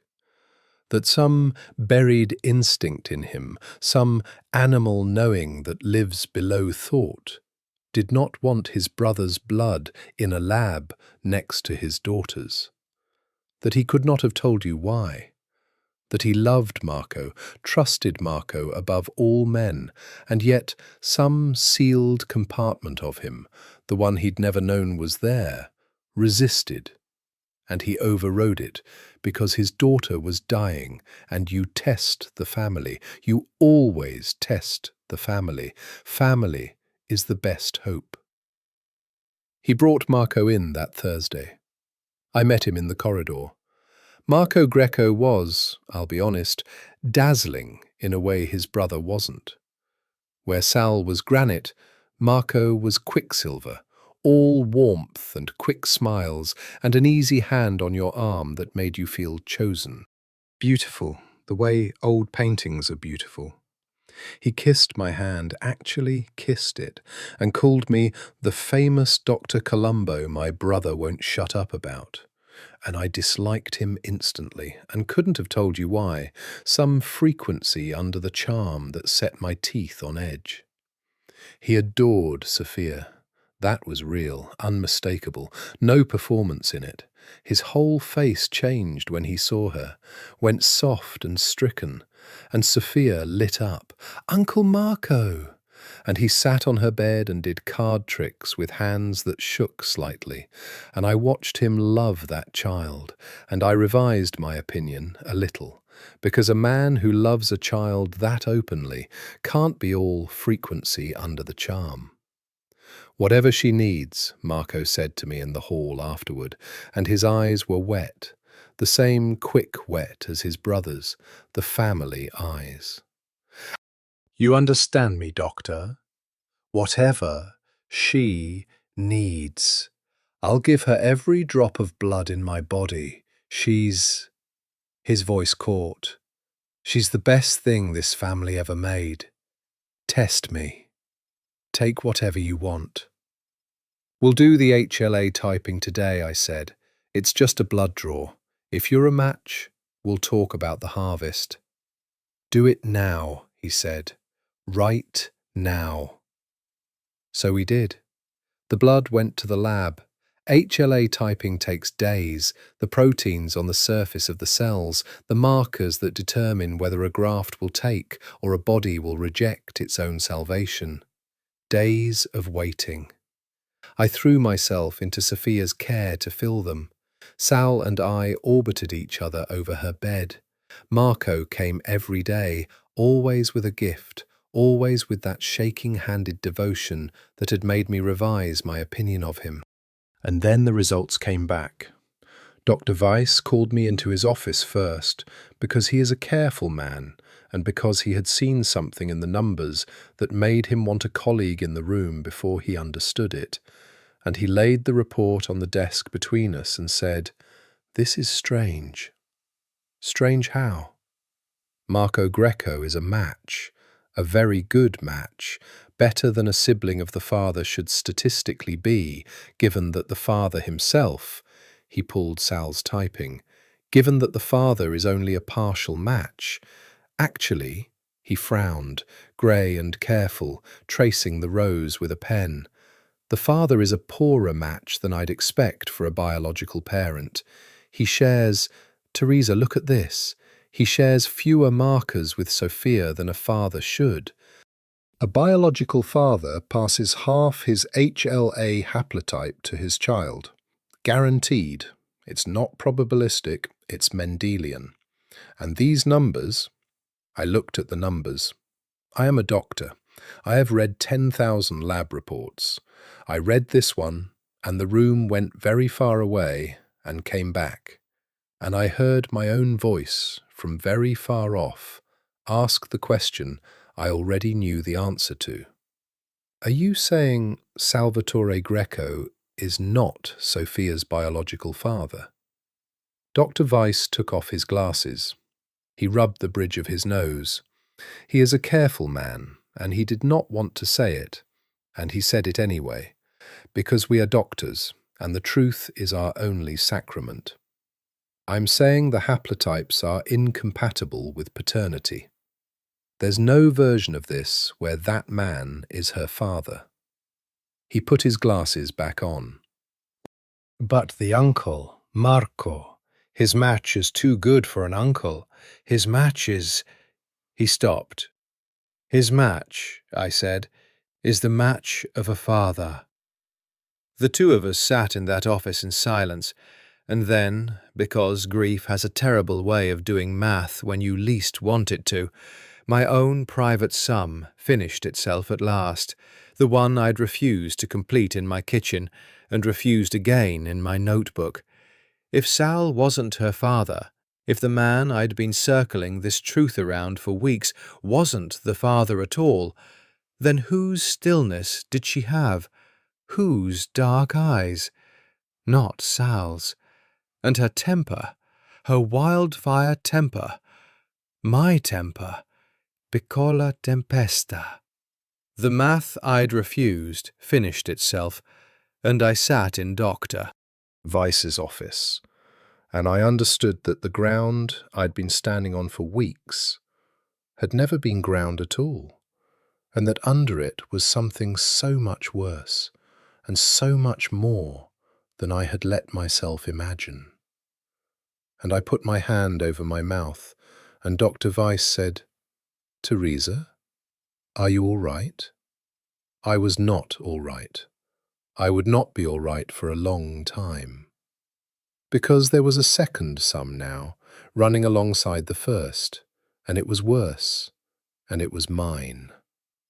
From the diary of Teresa Colombo, written the same night, barely legible in places, I have started this entry 4 times. My hand won't hold the pen. I am writing this at 3 a.m., with every light in the house burning, and I don't think I will sleep tonight, or maybe ever again, the same way. Let me be a doctor. Let me be clinical. It's the only way I can get it onto the page. Fact 1.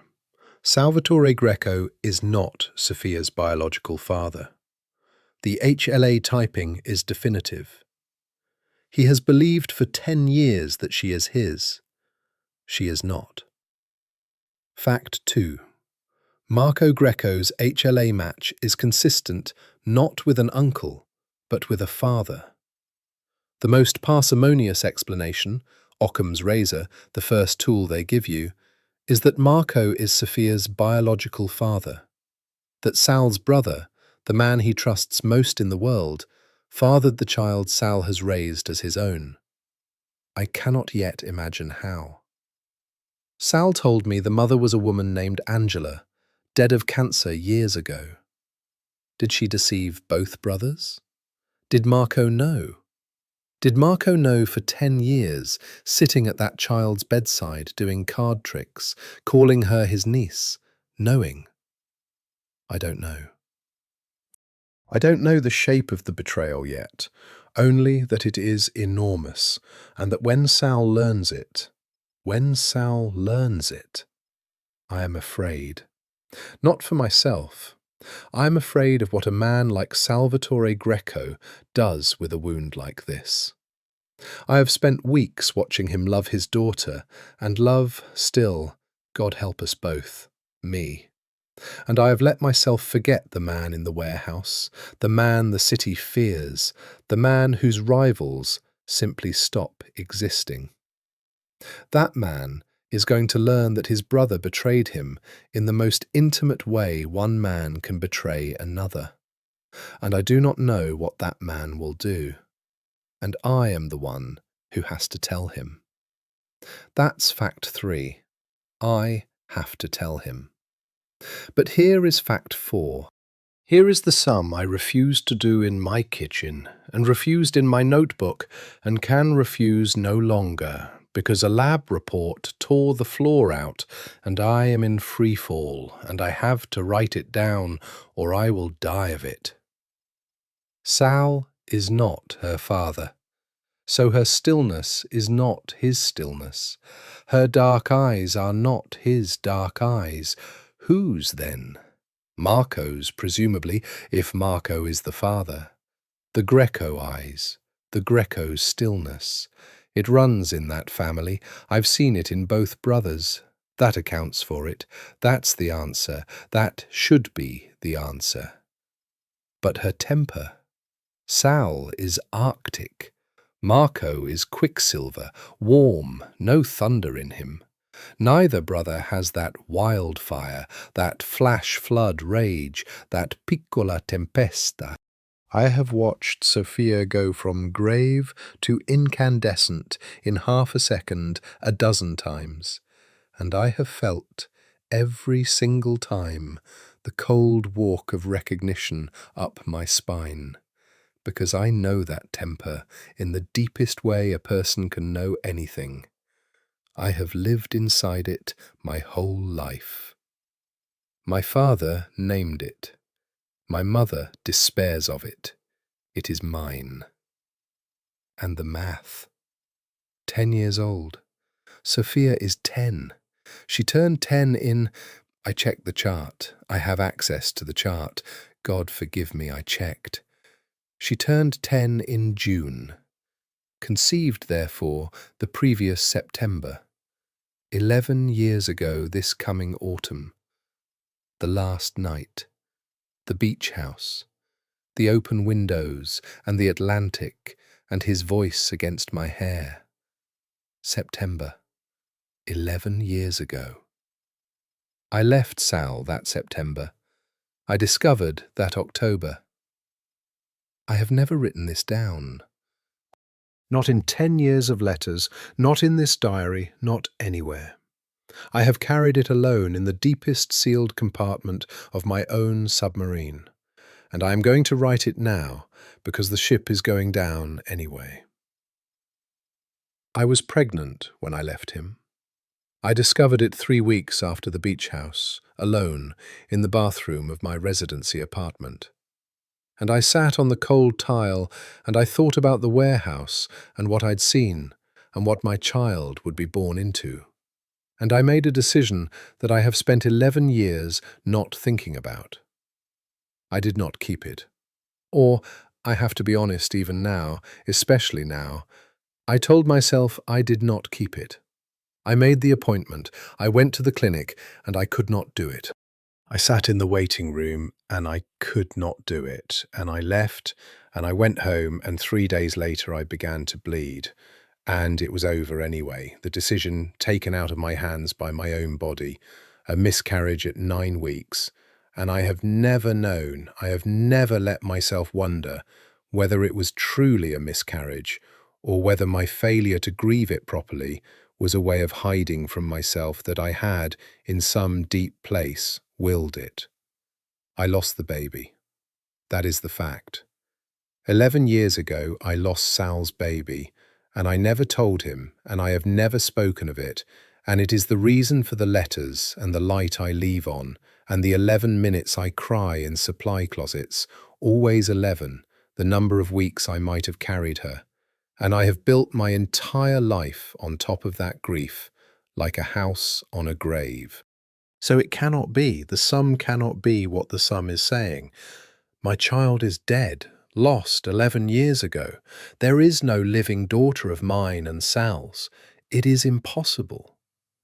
And yet a girl with my exact temper is dying across the city, and the man who fathered her has the Greco eyes and Sal's brother's blood, and the woman who supposedly bore her is conveniently dead, and the timing is the exact timing. And I am a doctor, and I do not believe in coincidences of this magnitude. And there is a test. There is always a test. That is the terrible mercy and cruelty of my profession. There is a test that would tell me. A maternity test. My blood against Sophia's. I could do it. I have access. I could do it tomorrow and tell no one and know. And if it's positive, if the daughter I have mourned for 11 years is the child dying in that bed, then Angela DiMarco did not bear her at all. Then the whole story Sal was told is a lie inside a lie. Then someone took my lost child. No, I can't. I can't follow it there tonight. The pen won't hold. I only know I have to run the test, and I have to tell Sal his brother betrayed him. And I have to do both these things, carrying a secret of my own 11 years deep, and I do not know which truth will destroy us first. And I have left every light in the house on, and it is not enough. It has never been enough, and it is almost dawn. Philadelphia, The Unraveling, Spring 2025. I did not sleep. At 6 I called the lab, and I called in every favour I had, and I arranged, quietly, off the books, a maternity comparison, my blood against Sophia's. And I told myself it was clinical diligence, ruling out a wild hypothesis, and I knew it was not. Then I went to find Sal, because the first truth, the one about Marco, could not wait, and because I am a coward who would rather deliver someone else's catastrophe than my own. He knew the moment he saw my face. He is a man who reads faces for a living, in the sense that reading faces has kept him alive, and he stood up from the burgundy chair in the family lounge, and he said, "The results. There's a match." "There's a match," I said. "Sal, sit down." "I don't sit down for good news, and I don't sit down for bad. Tell me." So I told him. In the clinical voice, the only voice that would hold, I told him that Marco was an excellent match for Sophia, good enough to be a donor, that this was the good news, that his daughter could be saved.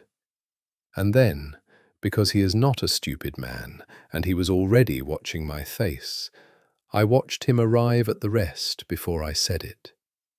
"You said, good enough to be a donor," he said slowly. "You said it like there's a but. Marco's a match. Teresa, that's what we prayed for. Why do you look like someone died?" "Because the match is too good," I said, "for an uncle." The room went silent. I have never in my life watched a man's mind move so fast and arrive somewhere so terrible. "Say it," he said. His voice had gone to the Arctic register, the one I'd only heard about, the one the city fears. And I understood I was seeing for the first time the man in the warehouse. "Say the whole thing, now." Marco's HLA type is consistent with him being Sophia's father. And yours, I made myself say it, doctor to father, the worst sentence of my career. Yours is not. Sal, the typing is definitive. You are not Sophia's biological father. Marco is. I have witnessed a great deal of human pain. It is my job to be in the room for it. I have never witnessed anything like what happened to Salvatore Greco's face in the next 10 seconds. It did not break the way it had broken before, softly, boyishly. It did something worse. It went utterly, perfectly still. And behind the stillness, I watched a man's entire understanding of his own life detonate, silently, completely, and rearrange itself into a shape made entirely of blades. "Angela," he said finally. Just the name. "I don't know how," I said. "I don't know what happened. I only know what the blood says." He sat down. He, who didn't sit down for good news or bad, sat down, slowly, like an old man, and he put his face in his hands, and Salvatore Greco, for the length of perhaps 30 seconds, came apart. Then he put himself back together, and when he lifted his face, it was the warehouse face, and I was, I confess, afraid. 10 years, he said. He sat at her bed for 10 years. Card tricks. Uncle Marco. He held her the day I brought her home from the hospice. He was the first person I called. His voice was terrible in its evenness. He knew. He had to know. You don't father a child and not. Angela came to me 10 months after Angela and I. He stopped. He was doing the same math I'd been doing all night, the ruthless arithmetic of betrayal. She was with Marco, at the same time, or instead.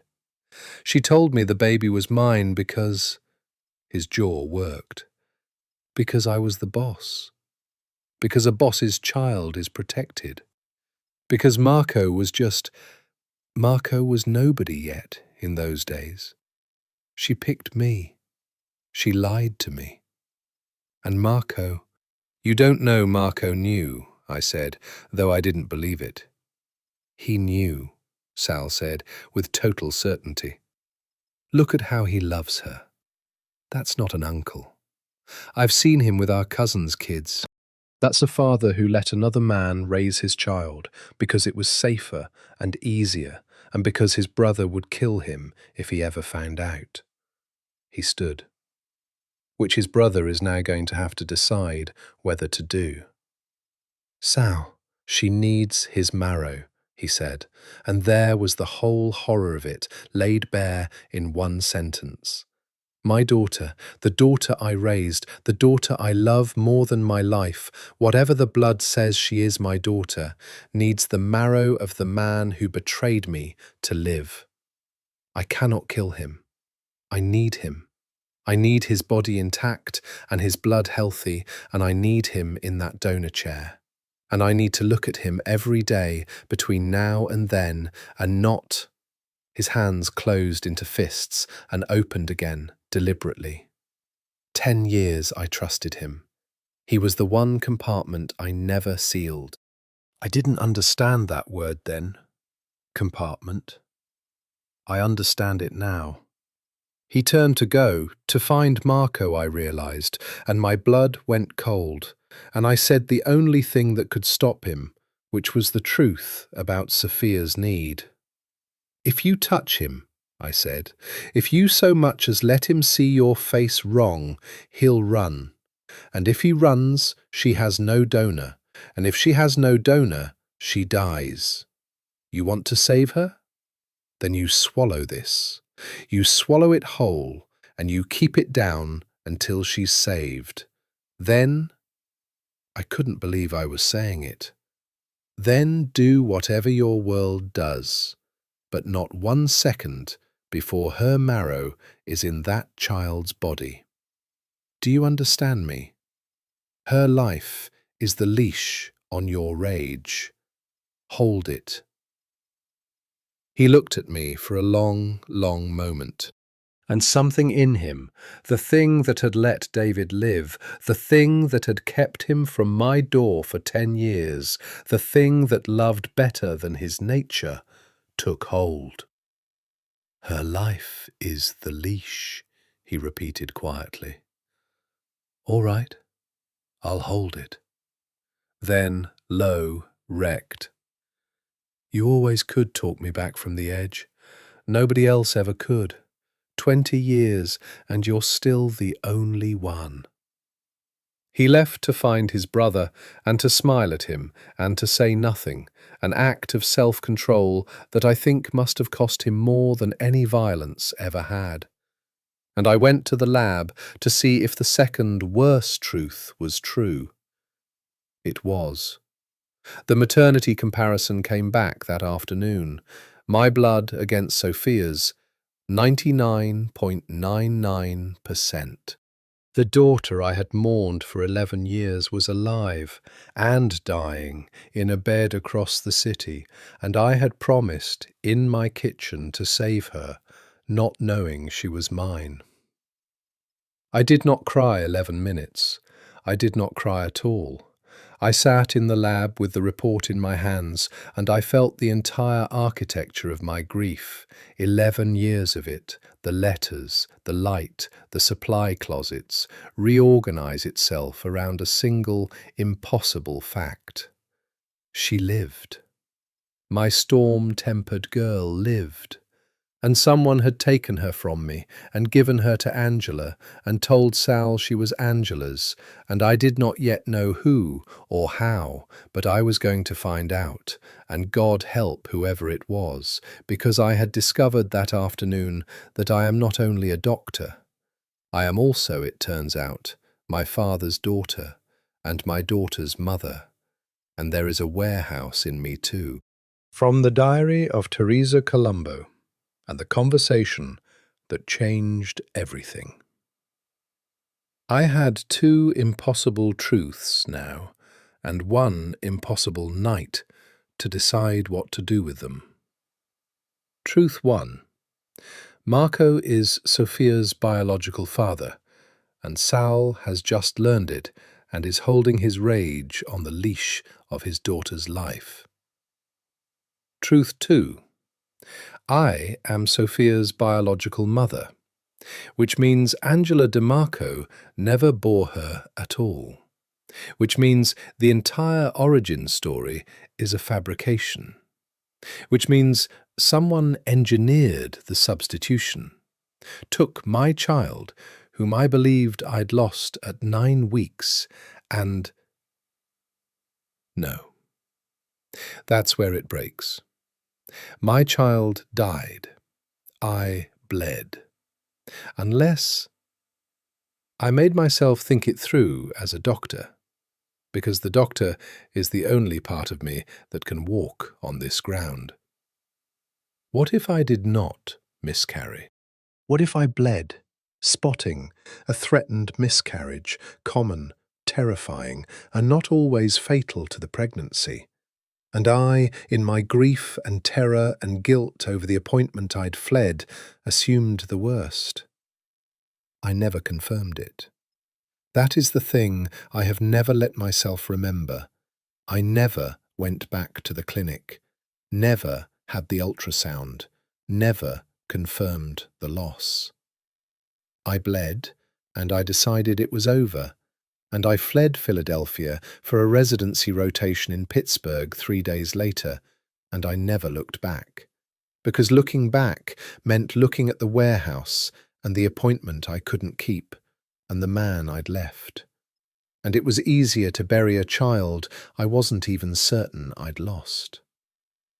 What if the pregnancy survived, and I, drowning in denial 300 miles away by the following week, simply refused to know it? What if I gave birth in Pittsburgh, alone, in the terrible dissociation of a woman who has convinced herself she is not pregnant, and I can't. Even now, writing it, I can't make that version cohere. A woman doesn't hide a birth from herself, does she? Or the other version, the one that makes me cold, What if someone helped me not know? What if, in that lost Pittsburgh year I've spent a decade not examining, there were hands in it that weren't mine? I needed the truth, and there was only one living person who might hold a piece of it, and it was not Sal, and it was not Marco. It was Rosa.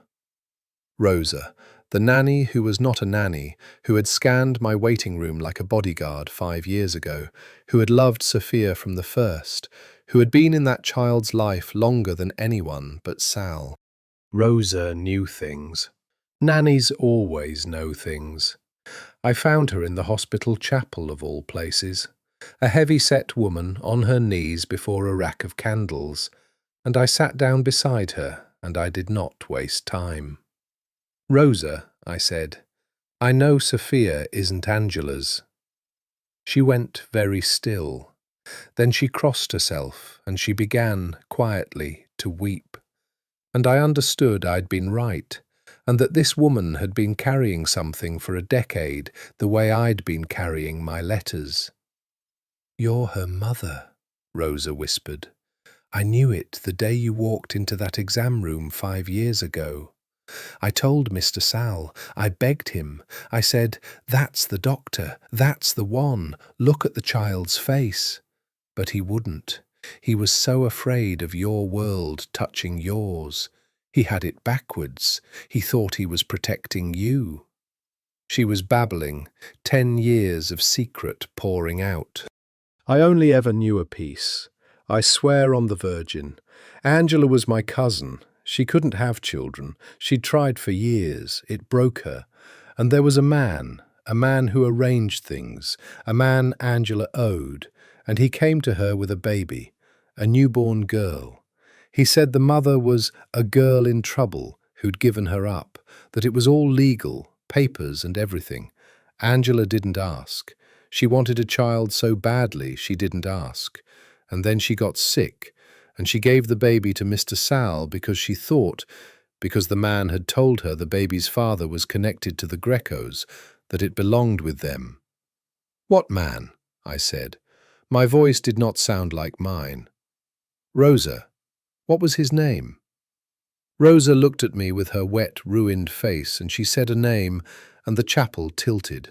Because the man who arranged things, the man who had brought Angela a newborn girl 11 years ago and told her the mother was a girl in trouble, the fixer who trafficked in the disposal and placement of inconvenient human beings, was a man who had in those days worked for the Greco family, a man named Tommy Ferro. And Tommy Ferro, in the autumn 11 years ago, had been running an operation out of Pittsburgh, the very city I'd fled to, the very year. I did not miscarry. I know that now. I bled, and I fled to Pittsburgh, and somewhere in the lost, dissociated fog of that year, a fog I've never examined, a year I have no clear memories of, which I attributed to grief and overwork, somewhere in there I had a baby, and someone took her. A girl in trouble, alone, in denial, 300 miles from anyone who knew her, exhausted past reason by a brutal residency. How hard would it have been? A woman that isolated, that broken, that determined not to know her own condition. I don't remember. That's the horror I have to live with. I don't remember giving birth to my own daughter. Whatever was done to me, or whatever I did to myself, in the deepest denial a mind can construct, took the memory too. But the blood doesn't lie. Sophia is mine. And the chain that carried her from my body to Angela's arms, to Sal's house, ran straight through the Greco family's own fixer. Which means it was Greco business. Which means somewhere in the organization Sal now runs, someone 11 years ago handled the disappearance of Salvatore Greco's own child by the woman he loved, and either didn't know whose child it was, or did, and buried it. And Marco. Marco is the biological father. Marco, who was nobody yet 11 years ago, a young man in the organization, close to Tommy Ferro's world. The pieces were too big to hold. I sat in the chapel with Rosa weeping beside me, and I understood that the truth was not one betrayal, but a nest of them, coiled together for a decade, and that at the center of the nest was a 10-year-old girl who needed her biological father's marrow to live, and that her biological father had betrayed her adoptive father, who was also her mother's lost love, and that her mother was her doctor, and that none of them had known, and all of it was about to come out. And the only thing holding the whole structure together was the child's survival. Her life is the leash on all of us. I left the chapel. I went to find Sal, because he had to know the second truth now, that Sophia was mine, and I had to be the one to tell him, and I had no idea, none, how a man already holding one betrayal on the leash of his daughter's life would hold a second revelation that turned his adopted daughter into the living child of the only woman he'd ever loved. I found him at the window of Sophia's room, watching her sleep, and I closed the door behind me, and I said, "Sal, there's more, and you have to sit down for this one. You really do." Philadelphia, Sophia's room, night. He didn't sit down. I'd known he wouldn't. "Tell me," he said. So I told him. I had rehearsed it walking down the corridor, and every rehearsal fell apart. So in the end, I just gave it to him plainly, the way you give a diagnosis, because there's no gentle way, and pretending there is only makes it crueler. "Sophia is mine," I said, "biologically. I ran a maternity comparison this afternoon. My blood against hers. It's a match. 99.99%. I watched it not land, watched it refuse to land, and I said it again, differently. The daughter you've raised for 10 years is my daughter, Sal. Mine. And..." My voice finally broke. After holding all day, it broke here. "And yours. In every way that isn't blood, because you're the only father she's ever known. But biologically, she's mine. And Marco's." Salvatore Greco looked at me across his sleeping daughter's bed, and I watched the third catastrophe in 2 days hit a man who had already survived 2, and for a moment I thought it would be the one that finished him. "That's not possible," he said. Teresa, you'd have been pregnant when you left me. I would have known. I watched you. And then he stopped, because he was doing the math too, the same math, the September math, and I watched him land on it the way I'd landed on it in the lab. "The beach house," he said. "The beach house. You were pregnant when you left me." His voice was almost inaudible. "You were carrying my child, and you left anyway. Because of the warehouse. Because of what I am." He turned away, toward the window, and his shoulders, those shoulders I'd loved, that I'd leaned on, that had carried his whole terrible world, curved inward. "You'd rather have raised her alone than raise her with me. You looked at me and my world, and you decided our child was safer without a father than with one who was..." "No," I said. "Sal, no. That's not. It's worse than that. Listen to me." And I told him the rest. The clinic I fled, the bleeding, the certainty that I'd lost her, 11 years believing my child was dead, the letters, the light I leave on, the 11 minutes, always 11, the number of weeks. I told this dangerous man the softest, most shameful, most guarded truth of my entire life, standing in a hospital room, and I watched his face change from devastation to something else, something I hadn't expected. Grief. For me. "You thought she died," he said slowly, You've grieved her for 11 years. You didn't leave to keep her from me. You left to protect her, and then you lost her. And you've been mourning our daughter alone this whole time, writing me letters." His voice cracked on the word. The letters. "You were writing to me about her. About a child we both thought was—" He couldn't finish. "I didn't know she was in the letters," I whispered. "I didn't let myself. But yes, she was always in the letters. The 11 minutes, the name I couldn't cross out. Sophia. I met her 5 years ago in my own exam room, and I knew, some animal part of me knew, and I called it madness." We stood there, the two of us, on opposite sides of the bed where our daughter slept. 11 years of separate grief collapsing into one shared, impossible, terrible, luminous fact. She lived. Our girl lived. We had not lost her. She had been alive the whole time, taken from us by forces we were only beginning to understand, raised by the man who loved her mother, fathered by blood, by the brother who'd betrayed him. "How?" Sal said. "How did she get from you in Pittsburgh to Angela?" And I told him the last piece. Rosa, Tommy Ferro, the fixer who'd worked for the Grecos, running an operation in Pittsburgh 11 years ago, who'd brought Angela a newborn and called the mother a girl in trouble. I watched Salvatore Greco understand that his own organization, the machine his father built, the machine he now commanded, had processed the disappearance of his own child. That somewhere in the chain of hands that carried our daughter away from me, there were Greco hands. That the thing he'd spent his life running had eaten his own future and fed it to his brother. "Tommy Ferro," he said, and the Arctic came down over him again, total, and I understood that Tommy Ferro was, from that moment, a dead man, whatever else happened. Sal.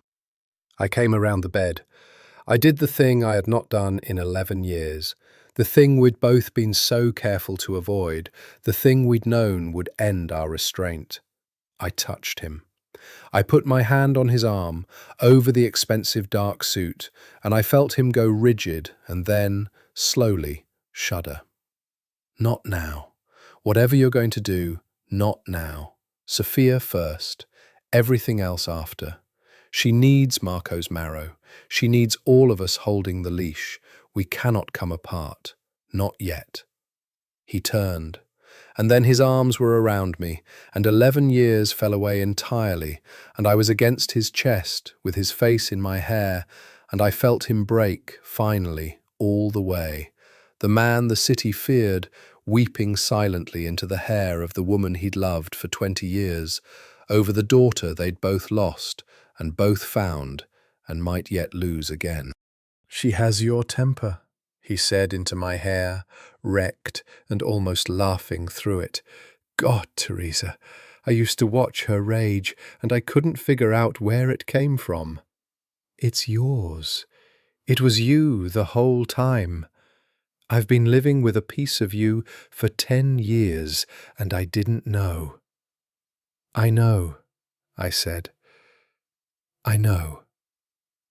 And on the bed, Sophia stirred and opened her eyes and found us there, her doctor and her father, wrapped around each other and weeping. And instead of being frightened, my strange, grave girl looked at us for a long, considering moment, weighing it the way she weighed everything. And then she said, in a small, clear voice that broke what was left of both our hearts, "I knew it." "Knew what, tesoro?" Sal managed. "That she was important," Sophia said, looking at me. "You look at her like you look at me." She yawned, 10 years old and exhausted by a disease that was trying to kill her, indifferent to the earthquakes of the adults who loved her. Are you going to be my mum now? Because I've always wanted one. Uncle Marco said my real mum went to heaven, but I never believed him. I could tell he was lying. I can always tell when grown-ups are lying. I could not speak. I looked at Sal. He looked at me. And I crossed to the bed, and I sat on the edge of it, and I took my daughter's thin hand.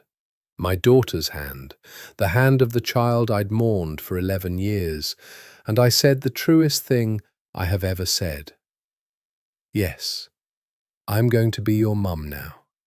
I'm going to be your mum for the rest of my life, and I'm never, ever going to lose you again. Philadelphia. From Teresa's diary and the days of the harvest. We told no one. That was the agonizing genius of the position we were in. The truth that could shatter the family was the same truth that, if it shattered too soon, would kill the child. So we became, Sal and I, conspirators in silence, keeping 3 secrets at once: that Sophia was mine, that Marco was her father, and that Sal knew both. All of it swallowed and held down by will, for the sake of a marrow harvest. Marco could not know that Sal knew. If Marco understood that his brother had discovered the betrayal, he might run.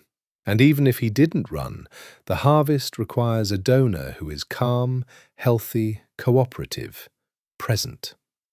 You cannot extract marrow from a man who thinks his brother is going to kill him the moment the needle comes out. So Sal had to smile at Marco. Sal had to embrace his brother and thank him and call him a hero and mean none of it, every day for the 2 weeks of work-up and preparation. I have never watched anyone do anything harder. I have watched people endure amputations, deliver stillborn children, receive terminal diagnoses with a nod.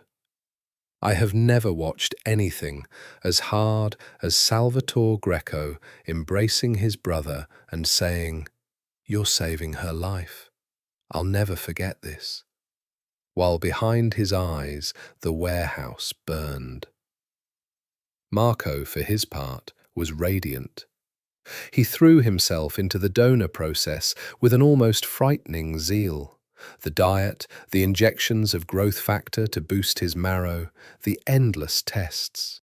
"Whatever she needs," he kept saying, and I finally understood, watching him, the shape of his particular tragedy. Marco loved Sophia as a father, had always loved her as a father, had watched his brother raise his child, and had never been able to claim her. And now, at last, he could give her something no one else could be, for once, the one who saved her. He was so happy to be useful. It made me sick, and it made me pity him, in equal measure, and I hated that I pitied him, because I had my own rage now. This man had betrayed Sal, yes, but more than that, in a way Sal didn't fully feel yet, because the blood truth about me was so new. This man had fathered my daughter, my stolen daughter. I looked at Marco Greco doing card tricks at Sophia's bedside, and I thought, you knew. Rosa said you knew. You knew she was your child, and you let her be given away, and then showed up to save her, so you could finally be the hero. And I said nothing, because saying anything would risk the harvest, and the harvest was her life. The workup finished. Marco was cleared. The date was set. The night before the transplant, I did something I hadn't done in over 11 Octobers, and it wasn't October. I went home to Pine Street, and I opened the cedar box, and I took out all 10 letters, and I read them, every one, in order, a decade of my longing laid end to end, and I understood, finally, what they had always been. They were letters to a daughter I thought was dead, wearing the mask of letters to a man. Every 11-minute cry. Every October. Every line about the child I imagined, the girl with my temper, who lived in a house I invented with a garden like my father's. She was real. She had my temper. And tomorrow her biological father would give her the marrow that might save her. And none of them, not the child, not the donor, knew what I knew. I did not write an 11th letter. Instead, for the first time, I wrote to her, to Sophia. A letter I would actually give her someday, when she was grown, when all of this was long behind us, if we were lucky, if she lived. I told her everything. The beach house, the warehouse, the leaving, the years of grief, the exam room 5 years ago when I held her once and called the knowing madness. I told her I had never stopped loving a child I thought I'd lost. I told her the 11 minutes were for her, and I sealed it and put it in the cedar box on top of the 10, and I understood that the box had been waiting for that letter all along, that it was the letter all the others had been rehearsals for. Then I went to the hospital, because it was almost dawn, and it was the day. The harvest was routine. That is the strange mercy of medicine. The most emotionally cataclysmic days are often, technically, ordinary. Marco went under general anaesthetic. Dr. Weiss's team drew the marrow from the back of his pelvis with a large bore needle, again and again, filling the bag with the red-gold liquid that held Sophia's chance. Sal stood outside the OR the entire time, with his hands very still at his sides, watching through the glass as surgeons harvested salvation from the body of the man he'd sworn, silently, to destroy. "How do you do it?" I asked him, low, standing beside him at the glass. Watch him, need him, hate him, all at once. "Compartments," Sal said. "I told you once, a long time ago I told you. A man like me learns to seal off flooding compartments. Save the rest of the ship. Don't think about what's behind the door." He watched his brother's marrow fill the bag. Marco was the one compartment I never sealed. I loved him without a door. That's why this, his jaw worked. That's why this is the one that's going to sink me. There's no bulkhead. The water's everywhere. I took his hand. In front of the OR glass, in front of the nurses, I took Salvatore Greco's hand, and he let me. And we stood there while his brother bled for our daughter. Then they brought the marrow up to Sophia's room, and it went into her the way it goes in. Not surgery, not drama, just an IV, a bag of red gold hanging on a pole, dripping into the port in her chest, the most anticlimactic miracle in medicine. New marrow, someone else's marrow, going in to replace the marrow that had turned traitor. Sophia watched it drip with her grave, considering eyes and said, "That's it? That's the big scary thing everyone's been crying about? It's just a bag." "It's just a bag," I agreed, and I could barely speak. "Uncle Marco's inside me now," she said, wondering. "That's so weird. His blood's going to make my blood." Sal, across the bed, went very still, and I understood that he was hearing in his 10-year-old daughter's innocent words the exact shape of the thing that had been done to him. His blood's going to make my blood. That Marco's blood had made her already, 11 years ago, in a betrayal Sal had only just learned. And now Marco's blood would remake her again, would live in her forever, would be, in the most literal biological sense, the thing that saved her. Sal would never be free of Marco now. Even destroying him wouldn't do it. Marco's marrow was in Sophia's bones. He was in her forever. I saw Sal understand that, and I saw him decide something, and I didn't know yet what he'd decided. Now we waited. Engraftment, whether the new marrow takes, whether it settles into the bone and begins to make healthy blood, takes weeks. The counts drop to almost nothing first.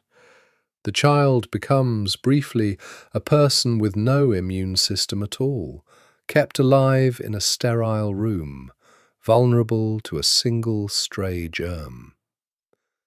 Then, if it works, the numbers begin slowly to climb, day by day. A white blood cell count that goes from 0 to 1 to 5 to 50, each number a heartbeat, each number a prayer answered. We counted them together, Sal and I, on opposite sides of the sterile room glass, gowned and masked, our daughter between us, Marco's marrow doing its silent work in her bones. We counted the way I count everything, the way I'd counted the days in every letter. But this time we were counting up instead of down, counting toward life instead of away from love. And every morning when Dr. Weiss brought the numbers, I would look at Sal and he would look at me, and neither of us would breathe until the number was higher than yesterday. And every morning Marco came, pale from his own harvest, moving carefully, and stood at the glass and wept with joy at the numbers, at the child he'd fathered and could never claim, saved by the only gift he was ever allowed to give her. And every morning Sal embraced him and thanked him and held the leash and said nothing. And the truth sat in the room with all of us, like a fourth person nobody would look at. The numbers climbed. Day 11, 11, always 11. The first new white cells appeared. The graft was taking. My daughter was going to live. And that was the day everything I had built to hold the truth down, finally, catastrophically, came apart. Because that was the day Marco found out that Sal knew. Philadelphia, from Teresa's diary, and the night it broke open. It was Tommy Ferro who did it. Of course it was. Sal had not been able to fully seal the compartment marked Tommy Ferro, the fixer, the man whose hands had carried my daughter from Pittsburgh to Angela's arms. While we counted white cells at the glass, Sal had quietly, with the patience of a man who has waited his whole life, begun to pull the thread. And Tommy Ferro, feeling the thread pulled, feeling the boss's cold attention turn toward an 11-year-old sin, did what cornered men do. He went to the one person he thought could protect him. He went to Marco. I don't know exactly what was said. I've pieced it together since, from Sal, from Rosa, from the wreckage. But Ferro went to Marco and told him the boss was asking questions about the Pittsburgh baby, and Marco, who had spent 10 years terrified of exactly this, understood in one sick lurch that his brother knew. That the marrow that had matched too well had told the truth. That the smiles and embraces of the last 2 weeks had been a performance over an abyss. Marco called Sal, asked to meet. At the social club on Passyunk, the one with the green door, the one I'd sat outside in my grief a lifetime ago, not knowing it, watching for a face I couldn't recognize. Sal went. And Sal, God help him, told me where he was going, because we had stopped keeping secrets from each other somewhere in the counting of the white cells, and I followed him. I left my daughter sleeping in her sterile room with Rosa at the glass, and I drove to South Philly, and I parked across from the green door, exactly where I'd parked 11 years ago. And this time I did not sit in the car. Because I had learned something in 11 years, and in the last 11 days most of all, that sitting in the car is how you lose everything. That the women in my family sit in cars watching doors while the men behind them decide our lives. That I was done with it. I went through the green door. There were men who tried to stop me, and I said, "I'm Sophia's mother, and I'm Salvatore Greco's doctor, and if you touch me, he'll kill you." And I don't know which claim did it, but they let me through, and I found them in the back room, the two brothers, and I walked in on the moment the compartment finally flooded. Marco was crying. Not the joyful weeping of the last 2 weeks, wrecked, terrified, a man who has run out of charm. Salvatore, let me explain. You have to let me explain. I didn't know. I swear on our mother, I didn't know Angela had her. I didn't know where she went. I only found out years later when you brought her home, when I saw her face and did the math, and I— You knew when you did card tricks at her bed, Sal said. The Arctic voice, the warehouse voice. He had a gun in his hand. I had never seen him hold a gun. In 3 years of loving him, I had never once seen it. And I understood that this was the man I'd fled. This was the warehouse. This was the thing I'd built my whole life to escape. And he was holding it loosely at his side. And it was the most frightening thing I had ever seen. More frightening than any raised weapon, because of how calm it was. You knew, Sal said, and you let me raise your child, and you called her your niece, and you took every gift of loving her that I gave her freely, and you never told me. 10 years! That's the part I can't. The sleeping with Angela, that was 11 years ago. We were young. I could, maybe. But the 10 years of knowing, the 10 years of sitting at my table, that's not a mistake, Marco. That's a decision you made every single day. Because you'd have killed me, Marco screamed.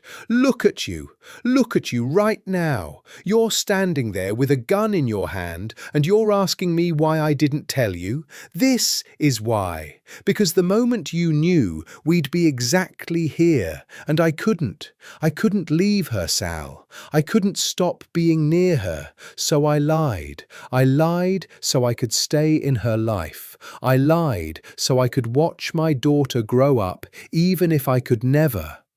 He was sobbing. She's mine, and I could never say it. Every day. Do you understand what that's like?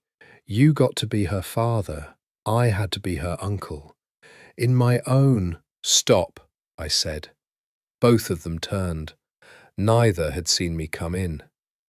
Teresa, Sal said, and something flickered across the Arctic, the old thing, the leash.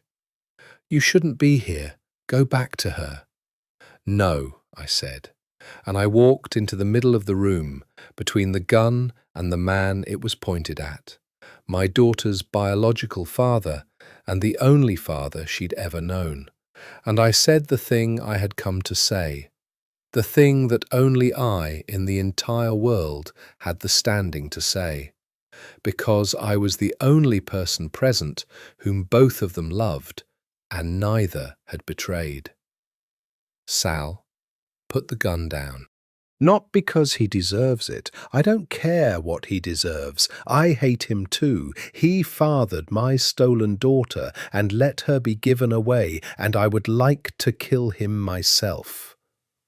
Put it down because of what's dripping into Sophia's bones right now, in a sterile room across this city, keeping her alive. His marrow, his blood. You pull that trigger and you murder the man whose cells are the only reason your daughter has an immune system. You murder the source of her graft. If she rejects it, if she relapses, if she ever needs more, needs a second harvest, needs the one thing only his body can give, and you've put a bullet in that body. Sal's hand did not move. She asked me to be her mother, I said, quieter, 11 days ago. She looked at us over that bed, and she asked me to be her mum, and I said yes, and I said I would never lose her again. I have lost her once, Sal. I lost her for 11 years.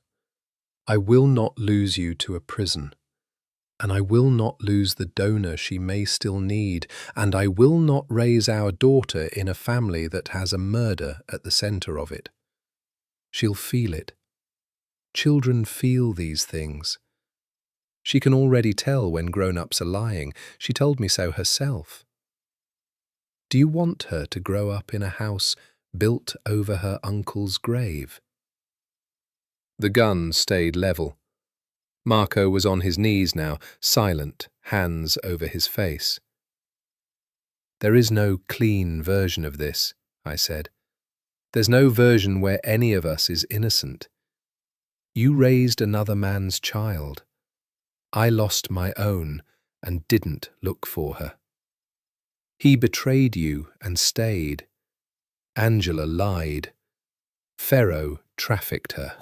We are all guilty of something, and the only innocent person in this entire story is a 10-year-old girl who has your marrow and my temper, and needs every single one of us alive and out of prison and not at war.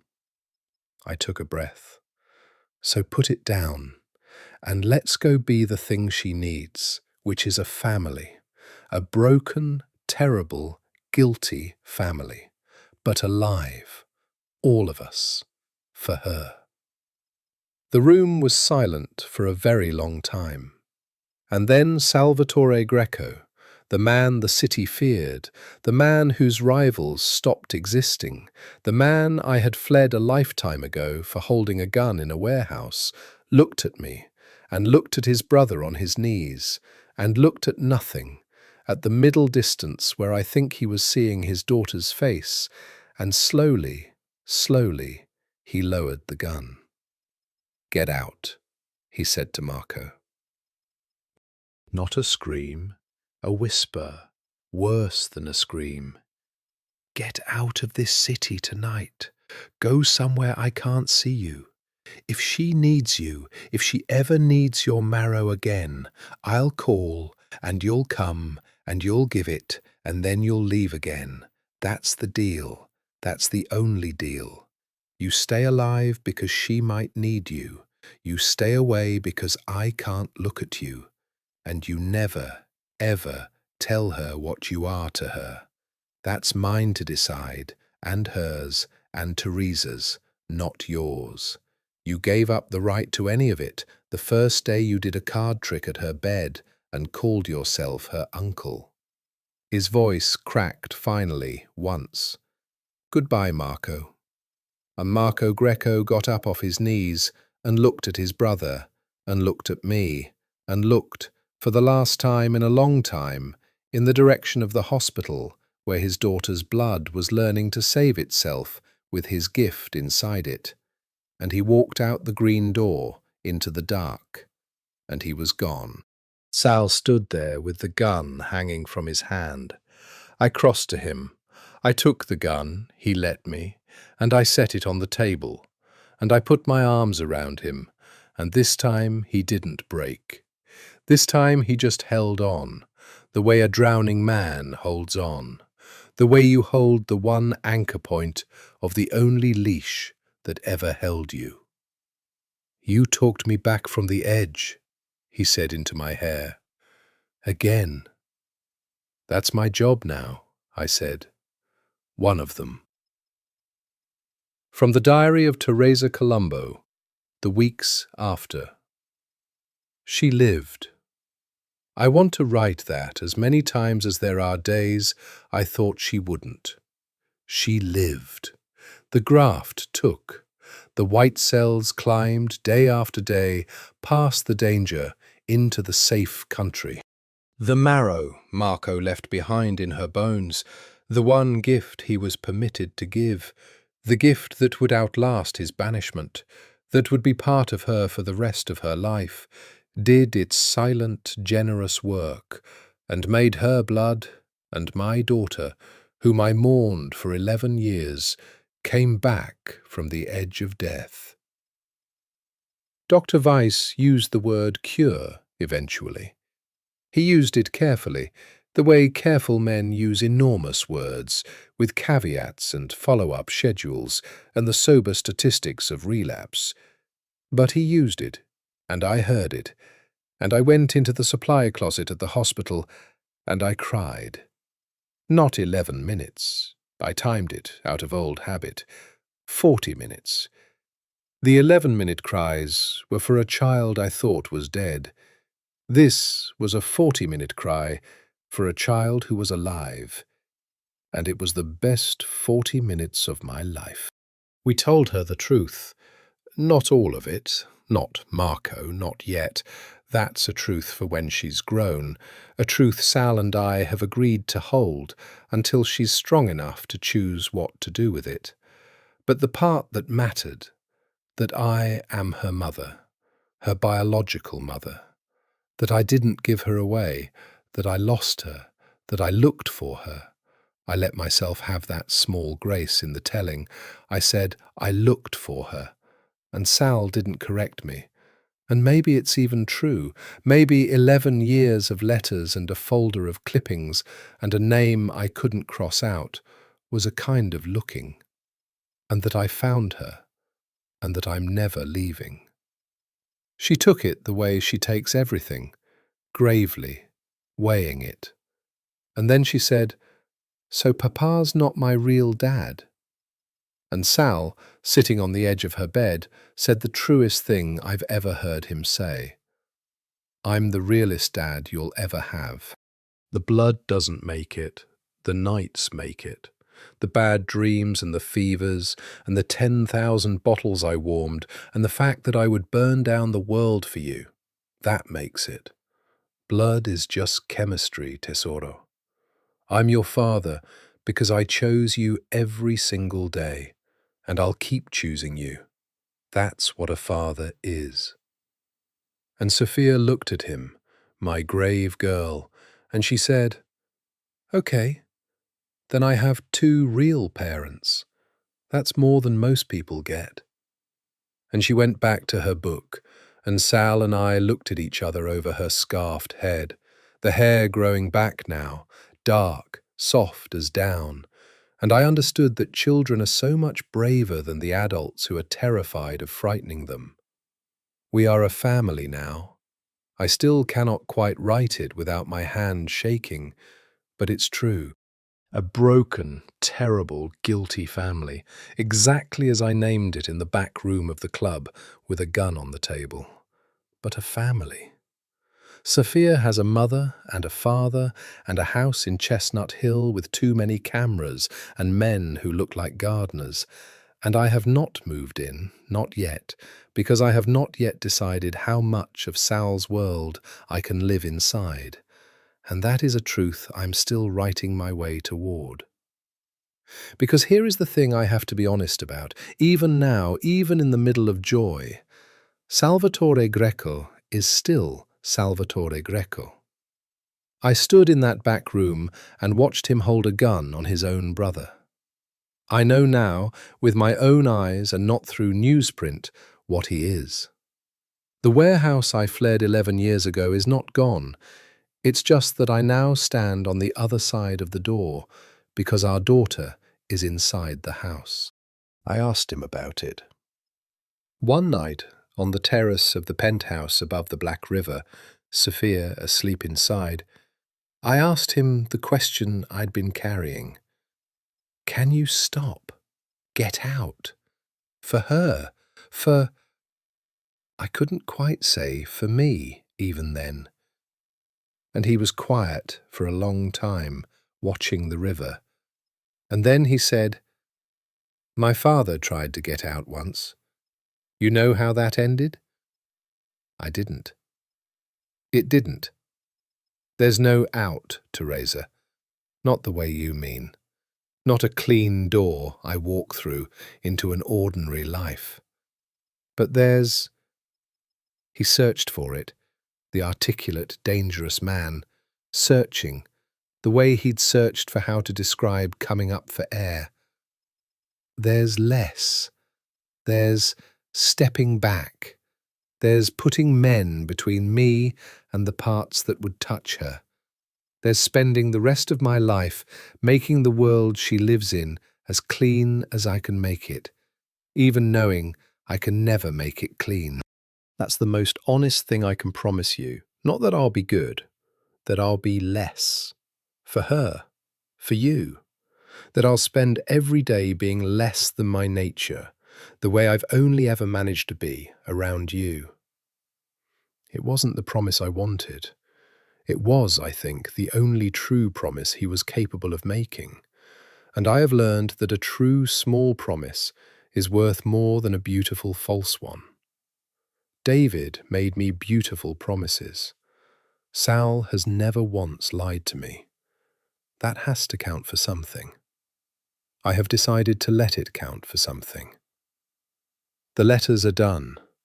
I burned 9 of them on the terrace in a copper bowl the night after we brought Sophia home. 9 years of longing addressed to a silence gone up in smoke over the Delaware. I kept the 10th, the last one, the one with the line he'd asked me to say aloud. You ruined me for restful. I kept that one because it's true and because it's the bridge between the woman who wrote it and the woman I am now. And I kept the 11th, the one to Sophia. That one goes back in the cedar box to wait for the day she's grown and ready for the whole terrible, beautiful truth about the beach house and the warehouse and Marco and the years I thought she was gone. I'll give it to her then. It's the only letter I ever wrote that I always intended to send. Philadelphia and the Shore, late summer 2025. He took us to the beach house. I didn't know he still had it. The house at Ocean City where we spent the last night 11 years ago, where, we know now, we made her. He'd kept it all this time. Never sold it, never rented it, never went there. I couldn't, he said when I asked, and I couldn't let it go. So it just sat there, like everything else about you. I couldn't have it, and I couldn't let it go. Sophia loved the ocean instantly, the way children do, running at the waves and shrieking back from them, her hair grown out to a soft dark cap now, whipping in the salt wind. She was thin still and tired easily, and I watched her the way I will watch her for the rest of my life, counting, always counting her breaths and her colour and her energy. But she was alive and running on a beach and screaming with joy at cold water, and I stood on the deck of the house where I'd lost and made her in a single night, and I thought my heart would simply stop from the fullness of it. Sal came and stood beside me. Not touching. He'd gotten so used to not touching me all those weeks that we were still relearning it. And then, deliberately, he did touch me, put his arm around me the way he had on this same shore 11 years ago in the photograph I keep in a drawer. And I leaned into him and we watched our daughter play. I used to imagine this, he said, the 3 of us. Before I knew she was yours, before I knew any of it, I used to imagine bringing her here, and there was always a woman in the picture, and I never let myself see the woman's face, because I knew whose face it was, and I couldn't afford to know it. He was quiet. It was always you, even when I told myself it couldn't be.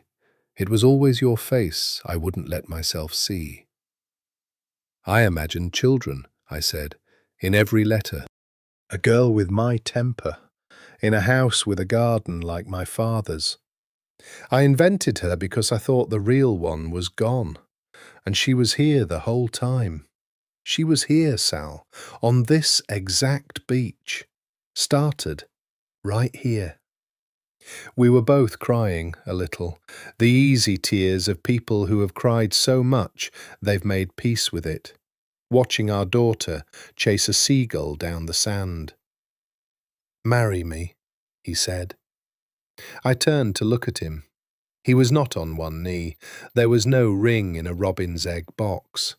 He said it the way he'd said everything true to me across 20 years, plainly, without performance, a man stating a fact he'd already decided. "I know what I am," he said. "I know I'm asking you to marry the warehouse. I know I can't promise you clean. I've told you the most I can promise is less. But I've loved you since a library in 2005, and I've loved you every single day of the 11 years you thought I'd forgotten you. And I raised our daughter without knowing she was ours, because some part of me must have known that anything I loved that much had to have you in it somewhere. Marry me. Not because it's safe, it isn't. Because it's true. Because we already made a family on this beach 11 years ago, and it took us this long to find each other again. And I don't want to waste whatever we have left pretending we can live apart." I thought about David and the symphony and the coat held gently and the beautiful false promises of ordinary men. I thought about the light I'd left on for 11 years and the 11-minute cries and the folder of clippings and the name I couldn't cross out. I thought about a gun in a back room and a brother on his knees, and the Arctic in this man's eyes. And I thought about the same man warming 10,000 bottles at 3 a.m, singing his mother's songs to a colicky infant, being less than his nature every day, for the sake of a child he thought he had no blood claim to. I thought about the truth I'd known since a library in 2005, the truth I'd fled and mourned and written a decade of letters around, that I would never, in any other man's arms, forget to breathe. "Yes," I said. Sophia came pelting up the beach, sandy and breathless and radiant, and threw herself between us, and looked up at both our faces, reading us the way she reads everyone, and she said, "You're being weird again." "Your mother just agreed to marry me," Sal said. Sophia considered this, weighed it. And then, my grave girl, my little storm, my miracle who came back from the dead with another man's marrow in her bones and my temper in her blood, broke into a grin exactly like her father's, like Sal's, I mean, the only father she'll ever call by that name, and said, "Finally, I've been telling everyone for weeks." And she took my hand, and she took his, and she stood between us on the beach where she began, the child who was lost and found, the answer to 11 years of letters, and we walked back up toward the house as the sun went down over the water, 3 people made out of secrets and grief and blood and choice, a broken, terrible, guilty, luminous family, alive, all of us, together. That night, after Sophia slept, I did not leave the light on. For the first time in 11 years, I slept in the dark, in the house where she was made, with the sound of the ocean through the open windows, and Sal's arm around me. And I did not dream of the warehouse. I did not dream of anything, I remember. I only slept, deep and whole, and woke to grey light and salt air, and the certain knowledge that the thing I'd been afraid of in the dark had never been out there at all. It had been the emptiness where my daughter should have been. And she was down the hall, breathing, alive, mine. I did not need the light any more. From the cedar box opened many years later. My darling Sophia, you are 18 now, and you are reading this because I promised your father and myself that on the day you were grown, I would give you the whole truth. All of it, the parts that are beautiful and the parts that are terrible, because you have always been able to tell when grown-ups are lying, and I refuse to be one of the grown-ups who lies to you. So here is everything. I met your father in a library when I was 19. He told me I'd underlined the wrong passage in Dante, the one about being forgiven. I've thought about that a great deal over the years, my love, because forgiveness turned out to be the whole story in the end. I left him when I was 22 because I discovered what his family was, and I was afraid, and I ran. What I didn't know when I ran was that I was carrying you. What I told myself 3 weeks later, when I began to bleed and I was young and terrified and 300 miles away, was that I had lost you. I believed that for 11 years, Sophia. I mourned you every October. I wrote letters to your father that I never sent, and I understand now that they were really letters to you, to the daughter I thought was gone. I left a light on every night because I couldn't bear the dark where you should have been. I did not lose you. You were taken through a chain of hands I've since made sure can never hurt anyone again, and given to a woman named Angela who could not have children and loved you as her own until she died. And then to your father, who raised you believing you were his by blood, and loved you so completely that when I finally met you again, in a hospital, dying, I promised to save you before I knew you were mine. Then I found out you were mine. And I found out other things too. Things about our family, about your uncle, about betrayals 11 years deep. And I want you to know that when you're ready to ask about all of it, I will tell you every word, and so will your father, and you can decide for yourself what to feel and whom to forgive. That will be your Dante passage to underline, my love, yours to choose. But here is what I need you to know first, before any of the terrible parts. Your father is not your father by blood. He is your father by every night he sat up with you, every fever he broke, every bottle he warmed, every day he chose you when he had no blood reason to.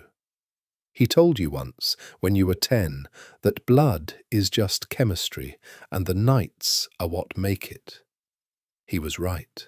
He is the best father I have ever seen, and he became it by pure choice, which is the only way anyone ever really becomes anything. And I am your mother. Not because I bore you, though I did, in a year I can barely remember, alone and afraid. I am your mother because I never once stopped loving you, even when I thought you were only a ghost, because the letters were always to you, because the 11 minutes were always for you, because a piece of me was reaching for you across a whole decade, in the dark, with the light on, and it turned out the piece of me was right, and you were out there, breathing, becoming the extraordinary person you are. You have my temper. I'm sorry and I'm not sorry. My father called it piccola tempesta, little storm. Wear it well. A woman needs a storm in her to walk through this family and stay herself. You have your father's stillness too, and his brother's dark eyes. Yes, we'll talk about that when you're ready. And your own thing entirely, that gravity, that way of weighing everyone before you decide they're worth your words.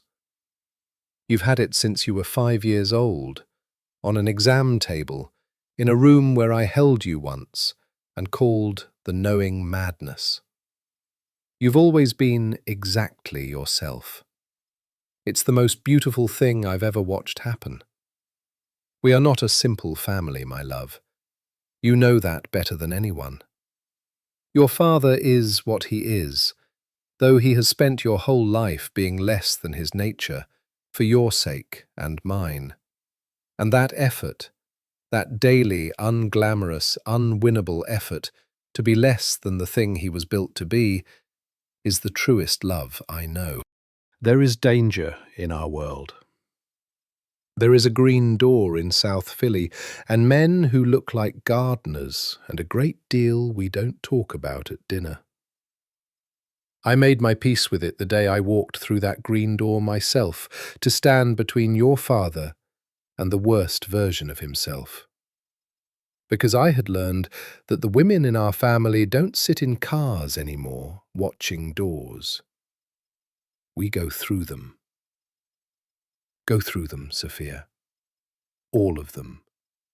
Underline whatever passage you choose.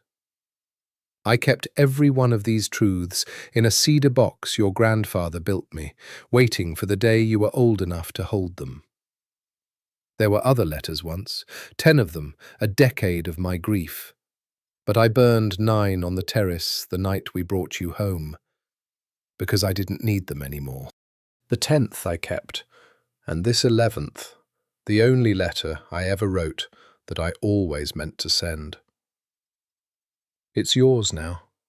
All of it is yours now.